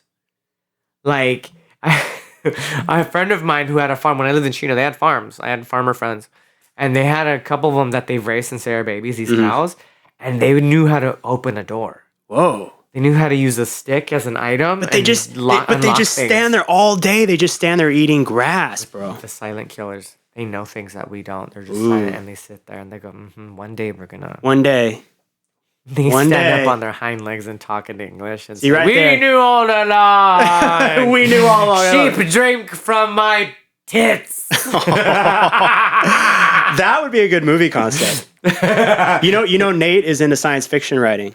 Really? Our mutual friend Yeah, he Nate. does. Yeah, And we should have him write a script. about cows. Like they were actually the Like ones. they knew the whole time, and they have knew. English accents. No, they should. They should have like a Baltimore accent. What's a Baltimore? I didn't know Baltimore had an accent. They probably do. I don't know, but Somehow that's I just, picture that's just strange. Like, I don't care. Like drag queen. No, they speak like they were like women from back in the days, all dramatic. I understand why you came to me now. How they would talk. Over dramatic. I love the old style of speaking. Didn't we talk about that where people actually spoke differently in the it wasn't like just in movies. Like people actually spoke differently back in like the black and white 20s, 30s days, and they kind of had that like, horse feathers. You know, you're better at that than I am, but like that. Yours was funny. Horse feathers. Yeah. Fiddlesticks back in my day. Gee golly whiskers, I'm going to take these pants off you right now. How do you feel? Oh, gee, sir. I feel happier than a Make-A-Wish kid at Disney. Oh, no, they don't say that back then. No, they didn't say that. That didn't exist. Yeah, it's a tough accent to nail because, you know, you don't hear it all the time. It's very... Oh, well, with me, I'm just an old helpless girl getting touched by a man on the breasts. I don't know how they talk. Yeah, but... Yeah, I love accents, man. I think that it's one of those things where even though I'm not an actor, like I've actually sat through tutorials of how to do whatever accent just because I'm fascinated by how people speak differently. Yeah. You know, in English, you know, how a Russian speaks English, how a Southern belle speaks English, you know, how like we have these regional dialects, or if you're from another country, you're foreign, you have a tendency to speak a certain way. Yeah. I find that very fascinating. It's just fun to emulate. No, you know, I do agree. Like, and especially, I used to do that because my first language was my first English. I'm thinking English here. My first language I spoke was Spanish. So when I would hear people try to speak Spanish in different cultures, it would always intrigue me, like hardcore. Then I would know, where are you from? Okay, so then they can speak Spanish really well. Where are you from? Oh, you can. You can speak, but your accent is awful. Mm-hmm. I would know right away. Yeah. But I think that's because I'm very musical. So, like, you know, when I was a kid, all I did was play, like, piano and then accordion and whatnot. So well, do you know about this applies to all cultures, but do you know about they call it the standard American melody, I believe. I could get this wrong, but it's something along the lines of the standard American melody. What is it, like an upward slope? So the way that we speak, if you're American, like straight up American in general, or you could say the neutral American accent, not cowboy, not East Coast, but the neutral one, is that you kind of, you start out high and you work your way down. So it's like da-da-da, da-da-da-da. And that is a melody because I am using pitch, not just words, but I'm using pitch to speak to you. And we do it subconsciously, like we don't even think about it. But in other cultures like the Brits, they kind of go up, or it kind of goes up and down like it goes up really quick and then it goes down. Like that's how my pitch is. That's what I've noticed when people talk to me, they go, you kind of sound like. Sometimes you have the British thing that comes through. Can you bring that to me? So like are you all right? So if I go, really? So it's like, so they have like this different kind of like a melodic pattern to their, and they don't think about it. No one thinks about it. So again, the standard American melody, I thought that was so fascinating. I never even heard of a standard American melody. Yeah. And, you know, I think they teach it if you're like a foreigner trying to learn English, like they so that you don't sound so fucking like so foreign. Yeah. Like they want to give you that melody. Because we do all these nuances in our speech that we don't even think about. You know, depending on what mood or what point I'm trying to get across, a different melody is attached to what I'm trying to say. Yeah. And the funny thing is actually the idea of different accents comes across where, like, if you're black, chances are you have a Southern accent even if you were born in fucking San Francisco. You have a Southern accent.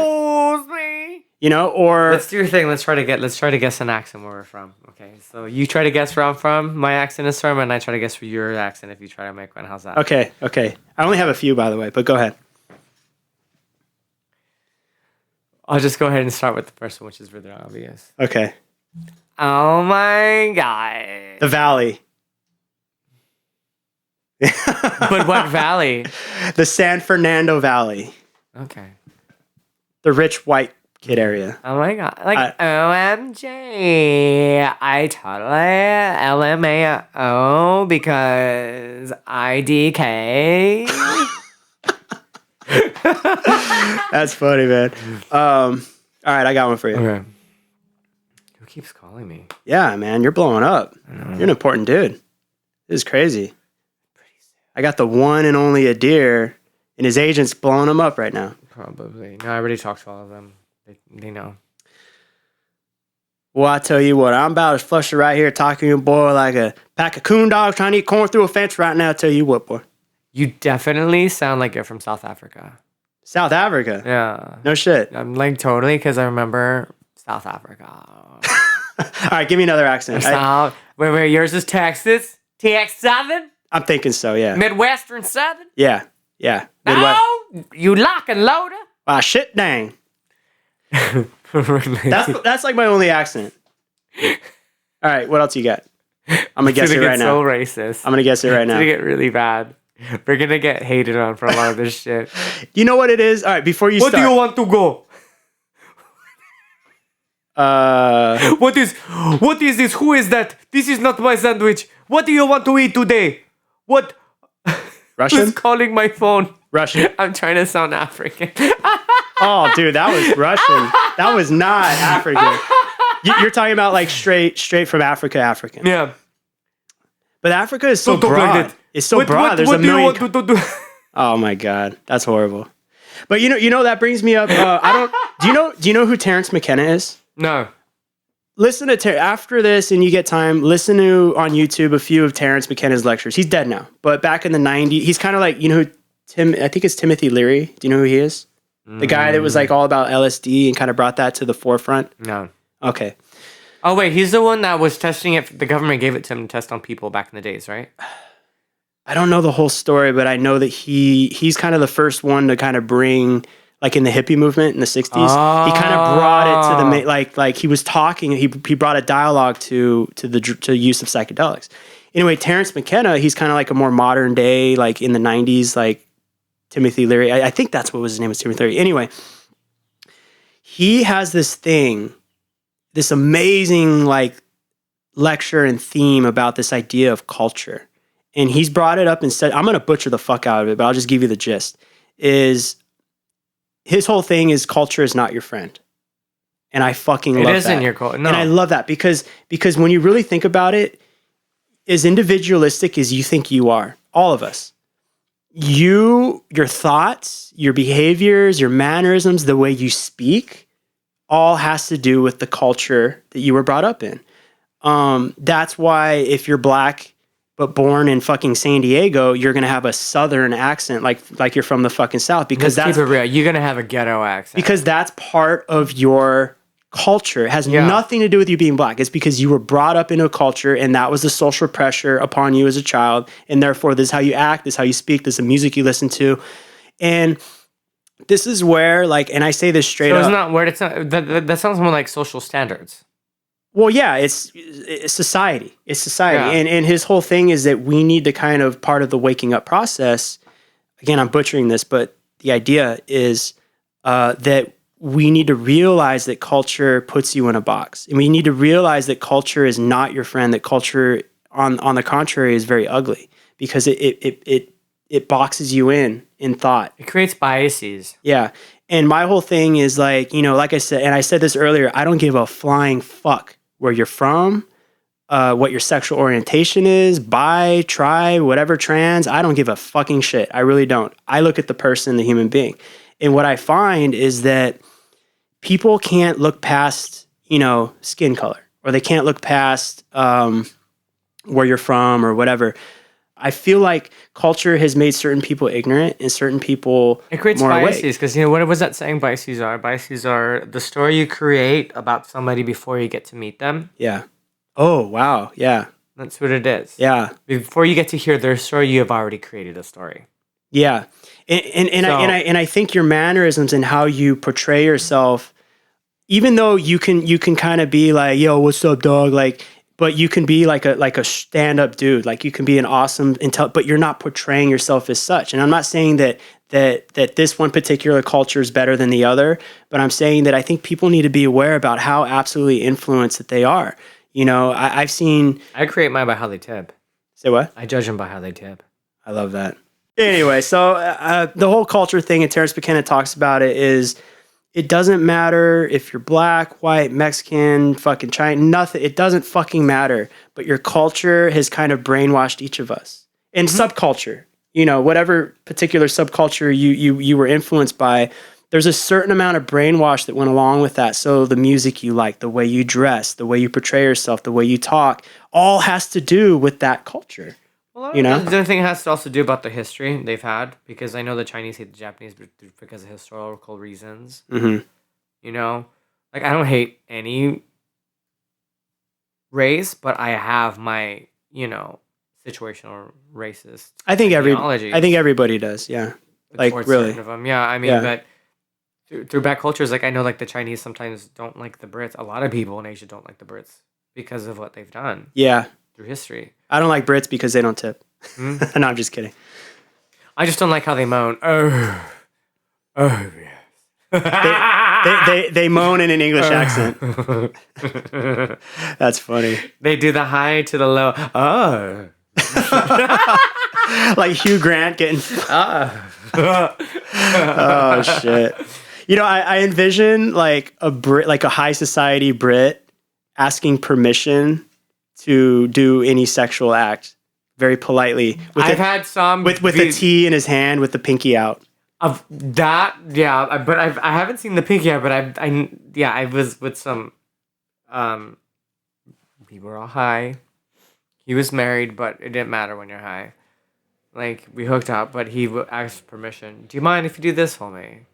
And I'm like, do you mind? Yeah, do you mind doing that for me? I was like, yeah, sure. It was weird. Yeah. Oh yeah. Mind the gap. Do you mind licking my balls for me, darling? Yes, I'll do it for you. Yeah.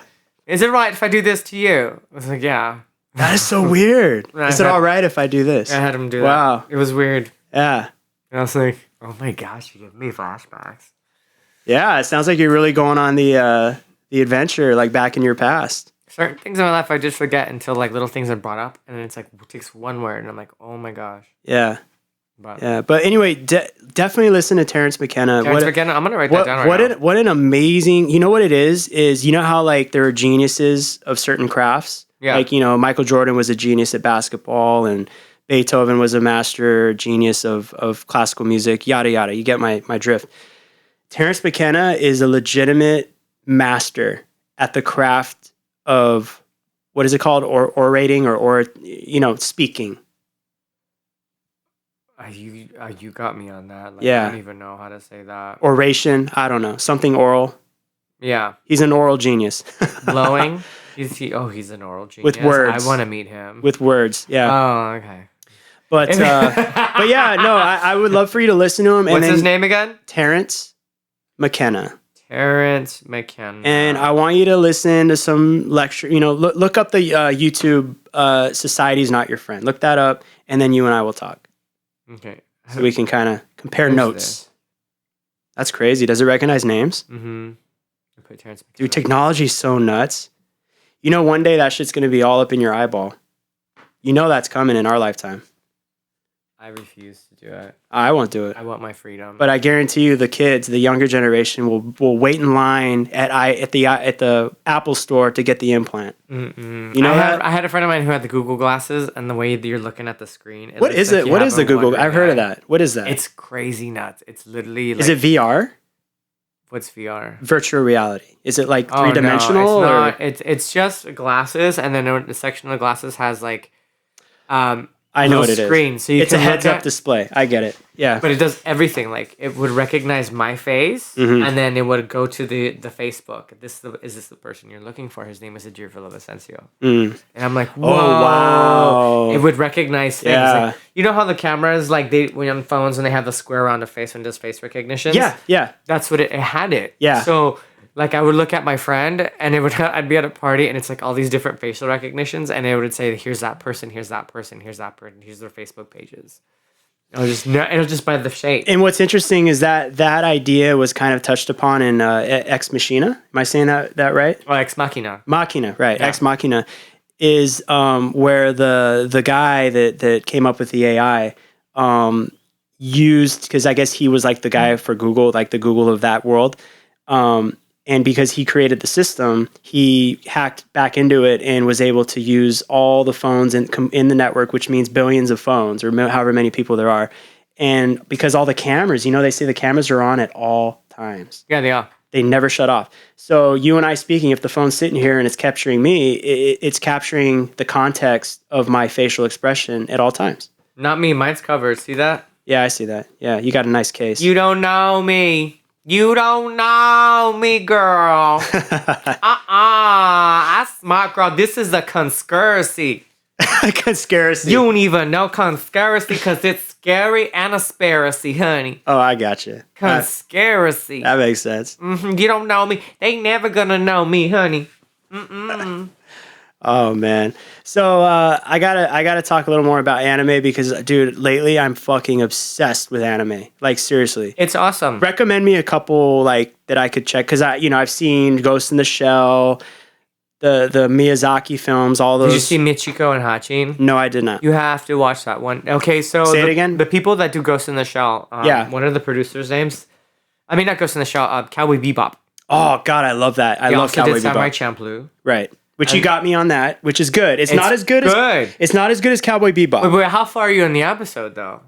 50%. 50%. It gets really dark. Like the stories are sad, like how with the poor kids helping a sick mom and the ugly guy, and how it has a slow connection to like life. You know? And then Michiko and Hachin was one they made too about the Brazilian girl. That takes place in Brazil. It's very Kill Bill because I think it was Quentin Tarantino that also produced that one. That's right. I remember you telling me that Quentin got involved with an anime, and that's the one I wanted to see. I think it was that one he got involved with. I'm not sure, but he really likes anime a lot too, from what I hear. Yeah, well, you could see the influence in his film. Yeah. I mean, let's be honest. Look at Pulp Fiction. Look at what was the one, Kill Bill. Yeah, like that is so anime. Also mixed with spaghetti western, mixed with kung fu movies, Yeah. He does a lot. Like, I'm trying to find out which one he did. Was it? Because I know he worked on a couple of anime. Yeah. Like, he loves all that rubbish, but, like, it's not rubbish, but whatever, I'll find it. But, yeah, it's very good. You gotta watch one. It's very Kill Billy. She's this Brazilian girl, bombshell, who gets out of prison. She escapes to get her daughter, and once she grabs her daughter, they're traveling all throughout Brazil so she can get back at her ex-boyfriend. And she'll go through the slums. There's stories of strippers. So it's like a revenge Kill Bill type deal. Okay. Mm-hmm. It's very almost like Samurai Champloo, but I guess what he really wanted to do with Samurai Champloo, like instead of looking for the samurai that smells of sunflowers, right? She's looking for her ex-boyfriend to kick his ass. Okay. And it's very modern and it's good. I love it. I can't wait. Good. I'm gonna look that up. I'll have you write it down before we leave. But one thing that I think people don't realize is some of the most groundbreaking film in America was influenced by an anime film from prior. Yeah. So Matrix was heavily influenced by not only Ghost in the Shell, but this other fucking anime. I can't remember the name. Which one? Akira also, or Akira, is that how you would say it? Akira. We're in America. In American, it's Akira. No, it was Ghost in the Shell that was heavily, because even the intro of Ghost in the Shell, when you see the credits, anyone that watched that would be like, dude, that's the Matrix. Well, that didn't the Matrix come before Ghost in the Shell? No, the other way around. Really? Yeah. Oh, I thought it was... Ghost in the Shell is older than you think. The original Ghost in the Shell. Yeah, I remember watching it when it first came out on VHS here. I was so excited to watch it. VHS, bro. Yeah. I think that I don't even know. Betamax, 8-track. Yeah, I'm you're showing your age, yeah. But and then Inception. Is that the one where they dream? Was that Inception? Yeah, when they go into dreams with DiCaprio. And that was influenced by Paprika. I remember the Paprika. Anime. Heavily influenced by Paprika. The person who designed Paprika, have you seen the one before? Which one? Perfect Blue. I have not. That, to me, has been the only anime that I've ever seen in my entire life that I was so into that you get so involved that you forget it's a cartoon. Yeah. You have to watch Perfect Blue. Okay. That's an amazing one. It was about this girl who's a pop star who becomes an actress. And there's all these murders that are around her that are like kind of connected to her. But you don't know if it's her doing it or someone else is doing it because it meshes them both in. Right. And I think what people are starting to catch up on the idea is just because it's a cartoon doesn't mean it's for children. On the contrary, it's just another form of art where you can express certain things with animation that you could not with just real life. Like, it's just a different art form. Yeah. And I think because in America, like, we have Pixar and we have like kind of it seems like all the animated American films are happy-go-lucky. Maybe they have like an arc in the storyline that's kind of like, it gets serious for a minute. Like Toy Story has its serious moments, but overall it's like, they're kind of quirky and funny films with a little bit of adult humor, but they're really for kids.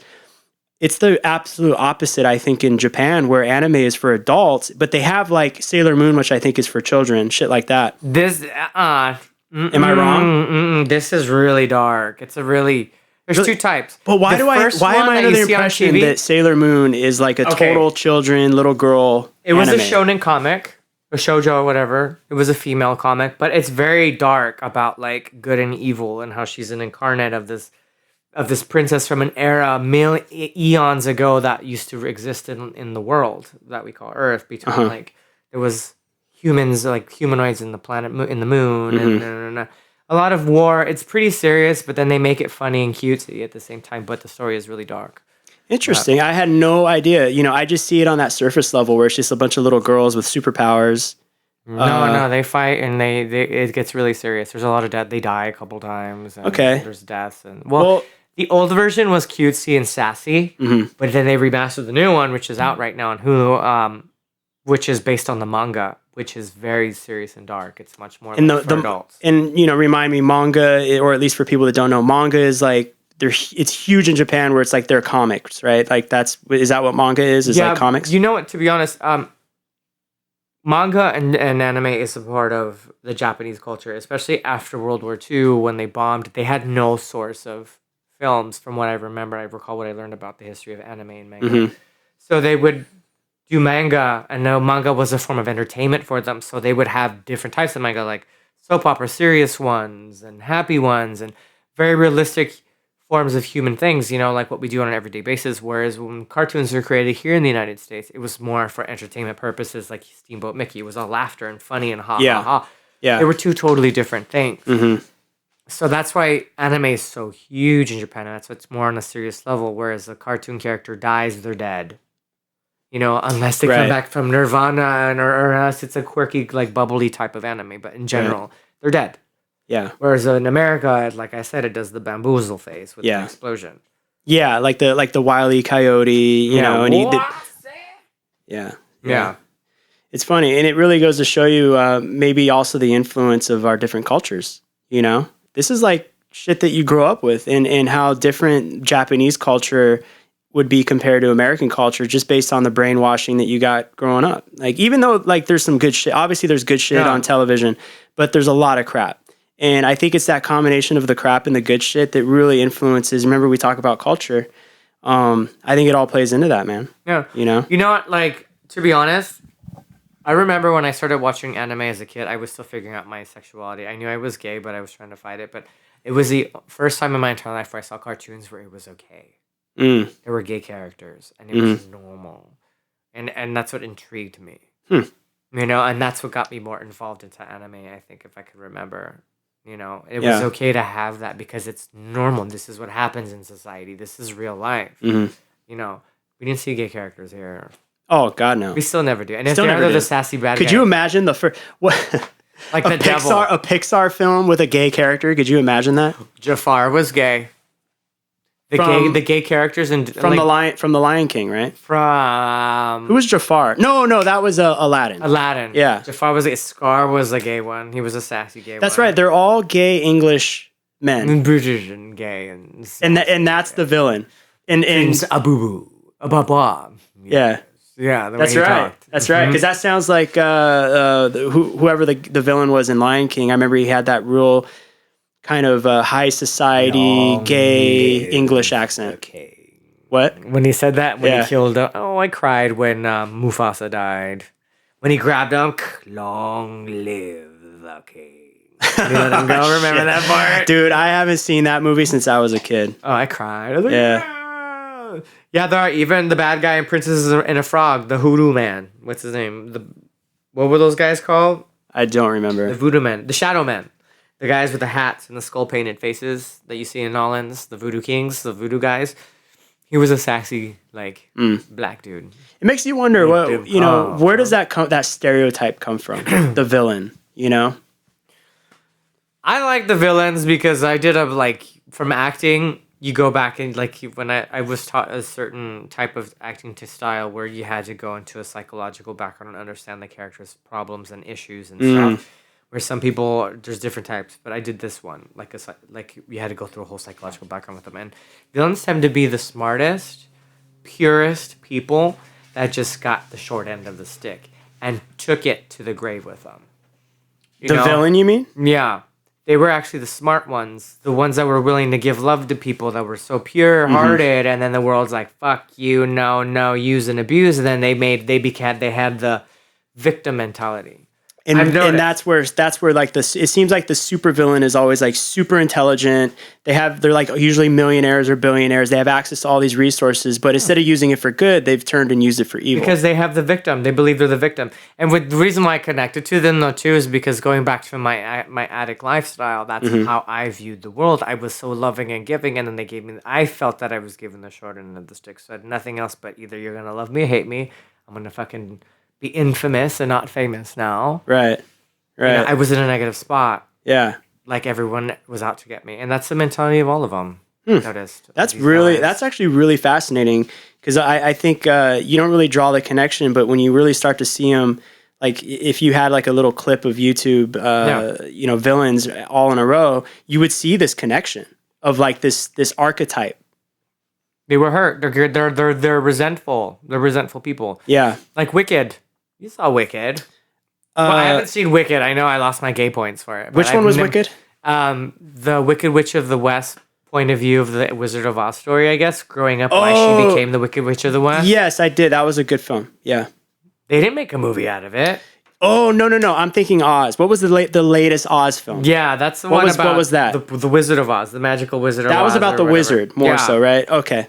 But no, Wicked is like they made a musical and how like Glenda the Good Witch was this stuck up. Right. When I was in New York, girl. I remember seeing in the billboards for Wicked. Okay. It was a Broadway show. Yeah. I didn't know that. Yeah. It was about that. So now you know. I had to learn a lot about that. That's why I like the villains. That's awesome. awesome. I had a big connection with them. You could be a good villain, bro. Oh, I've played amazing villains in my life. Yeah. You're like amazing, ruthless, heartless ones when I was doing some films overseas. Yeah. Where they were like, I wanted to kill you. Dude. I literally would wish you were dead. Dude, you should turn Margie from Minnesota or Susan Mompants. Sally Mompants. Sally or is it Sandy? S something. Sally, Sandy, Mompants. Either way. Sally Mompants. Which I must say, dude, Mompants, dude, these fuckers are extremely comfortable to wear, and you can make them stylish if done correctly, because you wouldn't even know they're Mompants. Bro, you're making me want to buy me some Mompants. They're fucking comfortable, because they look fucking comfy right now. You sag them a bit, the scrunchy part at the end of the pants, you can just roll them up like this. Don't they call those capris? Look at, see that? You can do that to them. God. You're so stylish, Boom. Sally Mompants. Boom. So I think if you could turn so much with these. These are leg scrunchies, honey. So you got to turn her into a supervillain. Sally Mompants, Sally supervillain. Mompants into the supervillain. What do you think? Runs an operation out of the kitchen. Press the button. What is she gonna be doing? Press the button in the refrigerators like a door into the secret lair. Do they still do secret lairs? Imagine, here you go, kids. You have a good day at school. Mommy loves you. And then the fridge door opens. You go downstairs. Calling and talks with a deep, evil voice. Oh, hold on. The quiche is ready. Honey, can you get the quiche ready? I think the oven's good. Okay. Preparing to devour. That would be a good character. That would be kind of cool. I would see that in a Cartoon Network or something. Oh, geez, I got brownies coming. All right. How you feeling, by the way? It's about 6:30. You wanna wrap it up? Yeah, I think we should wrap it up. Okay. Yeah. So, if there's anything else you wanna touch on, I'm game. Whatever you want to touch on. I don't mind. I kind of like doing this. I can come like once a week or once. Yeah. A month. No. I mean, we gotta bust out episodes. We gotta keep the fan base. So, you got like maybe 3 episodes out of this whole thing. We got a lot of time. I'll look at I think we've been doing this for at least 2 hours. Yeah. I mean, time flies. Yeah. Right. So, like I said, there'll be a little polishing up, and then we'll if there's any dull moments, which I don't think there are, I'll clean it up. Yeah. And so my goal with the show is to release basically one every week. One every week. Okay. But I'm gonna buffer it so I'll have like 6 or so episodes ready to go, so that I can maintain that goal of one a week, because you don't want to wait too long in between episodes. That's kind of the thing. So definitely, I would love to have you back, and we'll talk about more shit. And if there's things you want to think about things you want to talk about, and we'll bring it to the table. Like last week we talked to with Nikki. It was me and Nikki, my main co-host, and we really got into politics, man. Talked a lot about like Bernie and Hillary and the whole lineup, and just the whole fucking bullshit shit show that it is. And I guess now now that I have you here, we could touch on it. But like my stance is that the whole thing is one big Super Bowl like event. It's just a way to make money and get rid. It's all of it's already predetermined. And these fucking people are just like, they're a bunch of fucking actors to me. They don't, none of them seem real.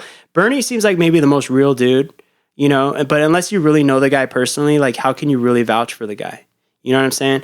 I mean, every single president that comes in promises the moon, but delivers what? Very little. So, well, it's kind of like work. Squirrels. I promise I'll give you Saturday off, and then you're working. Damn it! It's like everything. That. Yeah, it's just it's the same rhetoric every I mean, we're old enough to where we've seen this cycle since we were kids, over and over and over and over and over. I think I was old enough to remember the first presidency being elected for me in my life, which was Bush Sr. And I remember Reagan. And you getting elected? I think his second term. Oh, was he 2 terms? He was 2 terms, wasn't he? Yeah. Yeah, I remember. I think I just remember Bush from then on. But it seems to be the same cycle every fucking time, which is, promise XYZ, deliver nada, And everyone gets all fucking hyped about it every year, every time. Everyone gets hyped about it. It's like a big, the red versus the blue team, and everyone's getting all hyped. It's crazy and hurrah, hurrah. And they get elected, and oh my God, this is going to change. And nothing. What gets changed? Nothing. So that's my stance on it. You know what? One thing I learned in life is never talk about politics and sports in a public setting, because that causes a lot of shit. Good. So I want the shit. All I'm gonna say to be a proper lady about the situation, proper Christian lady in her mom pants, is I got So we could talk about parties. It's kind of like cookies. Some people like chocolate. Some people like peanut butter. You never go for the liberals, which is the oatmeal organic cookies. No one likes those. They never do. So we can't. I love you. Like, we can't go there, but we could talk about the dude that's getting pounded while you're having a conversation with this dude and doing rails off or you were licking. Cocaine off we could talk about that, but God forbid we talk about politics. Because that's funny. That doesn't cause problems. That doesn't go, right. You know what? I'm going to turn over a car and burn down your apartment for talking about railings and pounds. Yeah, man. It's so funny how strongly people hold on to their beliefs. Like it's just like, and I'm not saying I'm definitely, we're all subject to our beliefs and like almost a slave to them sometimes, but I really try to come at it with an open mind, man. If you come in with a decent argument, I'm like, you know what, man? How the fuck do I know? Yeah. So isn't it funny how much I never realized until I got older how much more stubborn and set on our ways we get the older we get. Yeah. And I'm just like, I literally would see these kids. Like, for example, I saw this kid walking with a Louis Vuitton purse, some bootcut diesel jeans, and spaghetti strapped high heels, like stilettos. A man? Yeah. Santa Monica Boulevard, yeah, right? Of course. And he's like, I look like, and he hits on me, and he's like, and I'm like, man, I like men. And he's like, I am a man. I was like, no, you're not. Oh, yeah, I see what you mean. Yeah. You're not a man. And I said, the sad part about it is you're representing my community. Yeah. And I'm like, wait, I'm from a different time, and I should be more open to it, because it's okay now. They can frolic around and throw their dress in the sand nowadays. It's right. Right. Like, I want to throw my dress here. I want to throw it here and just drop it off and run naked. It's okay now. But I got to say, I think as a society or as a culture, we are progressing. And it seems that people are becoming more tolerant to things. Yeah. You know, people come into where we bartend and, you know, we see drag queens and we see everything and we don't bat an eye. You know, granted, we're in a very progressive area of LA, but that's kind of, I see the theme that's happening on television. Like they're kind of pushing the limits of like, they're getting past boundaries of like how you can be or how you can portray yourself. It seems that we're breaking cultural shit. So to bring it back to that Terrence McKenna thing, I think a lot of people are sort of pushing the limits of the box that society or culture has put them in. You know, Yeah. you're seeing a lot of conflicting things that wouldn't go, like everyone's got tattoos now, man. You couldn't have a tattoo back in the 40s if you weren't like going to back that shit up. You got a tattoo, you better be a badass. Remember the TV show The Osbournes? I do. When Ozzy Osbourne, I was going to get a tattoo one day, and then I saw one episode when he tells his daughter, "Rah, rah, rah," if you can filter and understand what he said, you know. But it said on the subtitles when he spoke. That's right. They subtitled Ozzy, didn't they? Yeah. It says because he's like, why did you get a tattoo? She's like, because I want to be unique. And he said the most unique people in the world are the ones that don't have a single tattoo in their body now. Yeah. You know, it's like everybody has tattoos now. I mean, I myself have it. We all have. You have tattoos, right? No. You don't have any tattoos? I have not a single tattoo in my body. I'm unique. Wow. I was going to get one, but then I decided to play it smart. So I got a henna, a professional henna done. Oh, I see. And it goes off after. Yeah. And then I felt so unbalanced. What do you mean? My body was not happy with it. Wow. When you had it on. I felt literally mentally imbalanced. I was like, I just feel like something's on me. Huh. I don't want this. Trip out. And then, of course, when Ozzy Osbourne said that, I was like, oh, I like being unique. Yeah. So I didn't get any. But you seem like, I mean, take this for what it's worth, but you seem like the kind of guy that probably has like some crazy fucking tattoos in some crazy fucking areas. You know, if I got a tattoo, the only tattoo I would get would be in like traditional, like old English calligraphy. Yeah. I wanted to say, my mother was right. That's it. That's genius. Because they are in the end. They are, aren't they? They always are. They always are. Because whenever it happens when you're a kid, I told you so. Yeah. I told you so with my fuck. Or, you know, again, we're at that age where our friends are starting to pop kids out, and when I talk to them, it's like, yeah, like they were right. They were right. Like I'm becoming my father. I'm becoming my, you know what I mean? Like, and that's just the cycle, man. You know, that's the only thing I would get. I'd like to think that as a culture, we are getting better. That we learn progressively. Although I do question, and I think this is typical of old, like every generation that's older than the prior is always questioning of the newer generation. All these kids these days, you know. And I really wonder how Instagram and Snapchat and Facebook or whatever it's called, like all that shit, is going to impact the younger generations, because these kids are like all they know how is to look down at their phone. They're constantly, you can't have a fucking conversation. I think it's going to go backwards now. I honestly think we're it's going to go backwards. De-evolving in a certain way? I think so. I think like where we got to that point when Einstein was right. He says the day that technology surpasses the human brain, we're going to be a bunch of idiots. And it has. Did he say that? Yeah.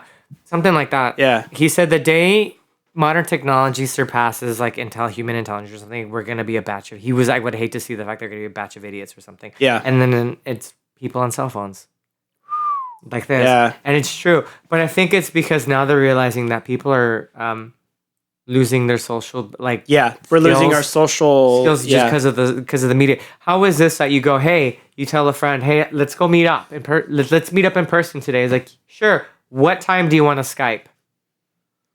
Or FaceTime. I was like, really? That's face to face? That's face to face? Wow. No. I think I've gotten those before, or I've gotten like, hey, I call and I'm like, I got tired of texting. Can we just talk on the phone? Why? Or here's the best thing. When you call somebody, why is it that they automatically assume, are you okay? What's going on? Yeah. Because no one just does normal conversations on the phone It's not normal anymore. to talk on the phone anymore. Yeah. If you talk on the phone, something's wrong. Yeah, that's nuts, bro. Are you okay? And when you think about it, even the phone is one removal from actual interaction. But yet we're like 2 or 3 removals out by just texting. And here's my whole thing about Snapchat. And I personally have not gone that far. I've stopped at Instagram. And I hope to not go as far as Snapchat, because every fucking friend of mine that has Snapchat is on that shit constantly, and they're never in the fucking moment, and they're always Snapchatting, and they're always doing their little fucking video, and then they're checking, and they're it's just, to me, I'm like, dude, like that's ADD right there. Yeah. Like, you're not in the moment. You're not enjoying this fucking sunset. You're not enjoying this awesome meal. Instead, you want to Snapchat. Do they work in the entertainment industry? A lot of these, yeah. Well, everyone we know works in entertainment. Yeah, but this is how bad it's gotten, because I've gone to auditions where they're just like, "How many followers do you have on your Instagram?" That's what the casting. Are you directors fucking ask kidding me? now. They're asking that shit They've now. asked me that now, and I got so annoyed because How about, are you talented? Let's see what you got. Yeah, bring right. it. So I had one ask me that, and I was in the room with a girl, and I was like, "How many do you have?" I'm like, "I don't know, like 1,000." They're like, "Oh," and the girl next to me looks at me and goes, 17,000, and looks back at the camera as he rolls, and I looked at her and said, "You're stupid." Oh man, that I didn't get the job, but you know what? Yeah, I had to say, you don't want that you're job. stupid. You don't I want that job. Yeah, but they've asked me now. How many followers do you have? That's unbelievable. Yeah. Wow. But yeah, it's here's the thing: is being in the entertainment business and music, and I'm a songwriter. Like, yes, I need a following in order to make it in the business, right? You need a following. That's your bread and butter. That's how you make money. But anything outside of my music, I have no interest in documenting. And what I see is that everyone, like, okay, so you went to Whole Foods and you got guacamole and you're like raving about, my friend Nikki's gonna fucking hate me for this because I haven't let this one go in years. But it's the squirrels. Yeah, we have squirrels out here. Is the funny thing about it is that people are into just it's narcissism. They're just documenting all these mundane things about their life, but trying to glamorize it and be the star of their own show. And like, I have zero interest in that. I'm going to document, this awesome recording that you and I did, or, if I produced an artist, I'm going to document it and try to get people to be interested in this thing that's not me, but it's attached to me because it's part of my business. Yeah. Honestly, bro, if I wasn't doing any entertainment, I probably wouldn't even have a fucking Instagram account. No. I don't give a shit. You know what? I do have an Instagram account, but I don't use it for entertainment purposes. I just put my life in it, what I do, and the stupid antics I do. Yeah. And people, I've gotten quite a good following. But yeah, it's amazing how you can get following just from posting random shit. And it's just stuff that I like to do, not like to show people like, duck lipping and going, get ready for the clubs. Yeah.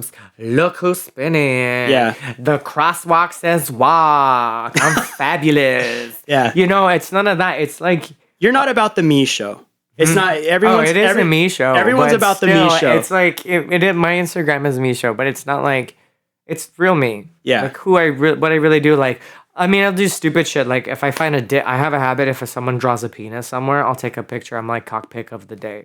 Oh, is that your shtick? Yeah, I take pictures of penises sometimes if I find them somewhere. Or like one time I found this gum that was thrown on the wall, like a chewed gum, but it landed in the shape of a penis. So, I think that's like a Rorschach test. I think that's just your brain interpreting that. I guess. Like I put the one at our job. Show me. Do you have that picture? The one on the pipe? What? Have you seen someone drew a penis at our job in the upstairs office with on the pipe? I want to see the piece of gum. Oh, dude, you have that? Find it. Yeah, pull it up. You're gonna have to send it. Put it. That's what I'm saying. I'll put it on the podcast so people can see it. It's like, this looks like a dick. I think that's what I posted. Remember those the Interesting Man in the World commercials? Like, he was the only man to pass the Rorschach test. What's a Rorschach? That's the one where I'm probably pronouncing it wrong, but it's like the blot test where they take ink. It's an ink blot. Like how like these weird butterfly shapes, they're like symmetrical on both sides. Oh, you know what I'm talking yeah. about? I think it's something on the lines of Rorschach. Yeah, what does it look like to you? Yeah, and that piece of gum was basically like, it had probably looked nothing like a penis to me, but to you, it does look like a penis. You're gonna look at it and go, it looks like a flaccid penis with a big set of testicles. All right, pull it up. I gotta find it. Where? Okay, it's around here somewhere. Hold on, look for it. I'm gonna use the bathroom again. All right. Coffee, man, it's got us like. Seriously. Got us going. Oh, I might get to it. I might be getting to it. No. Isn't that fucking hilarious? It looks like a penis. Yeah, it looks like a little Little, like it's alive, like it crawled, crawled there. Yeah, that looks like a penis. I told you, I'm gonna go ahead and send that to you. Send that to me, and I'll post it. How do I now? I don't know how to. I'm old. How do I know? How do I do modern technology? I'm just gonna save this picture. Yeah, just do it. Copy it off your phone, and then text me the file. Yeah, I told you. I was like, this looks like a real penis. All right, you passed the Rorschach test. You and the most interesting man in the world are the only two people in the world that have passed that test. Really? I am the one and only, like the only gay. The gay. Okay, I'm gonna send this to you right now. All right. Adyr, I want to thank you for your time. I think we're like 3 hours deep here, but like I said, I'll cut it down out of respect for the audience and keep it concise. But dude, like awesome conversation, man. Like I really fucking enjoyed this convo. Yeah, I did too. Thank you very much. It was actually a lot of fun. It's my first podcast date I've ever had in my life. You nailed it, brother. You killed it. So we'll talk about doing another one and maybe come with some different topics and you know, anything and everything is game. Yeah. Except politics, because we don't want to offend anybody. I don't talk politics. Unless you paid me. If I see a digit, then I'll start talking politics. All right, buddy. Because that's so much fun. Until next time. Love you, baby. Love. See ya. Love, peace, and chicken grease. We're out.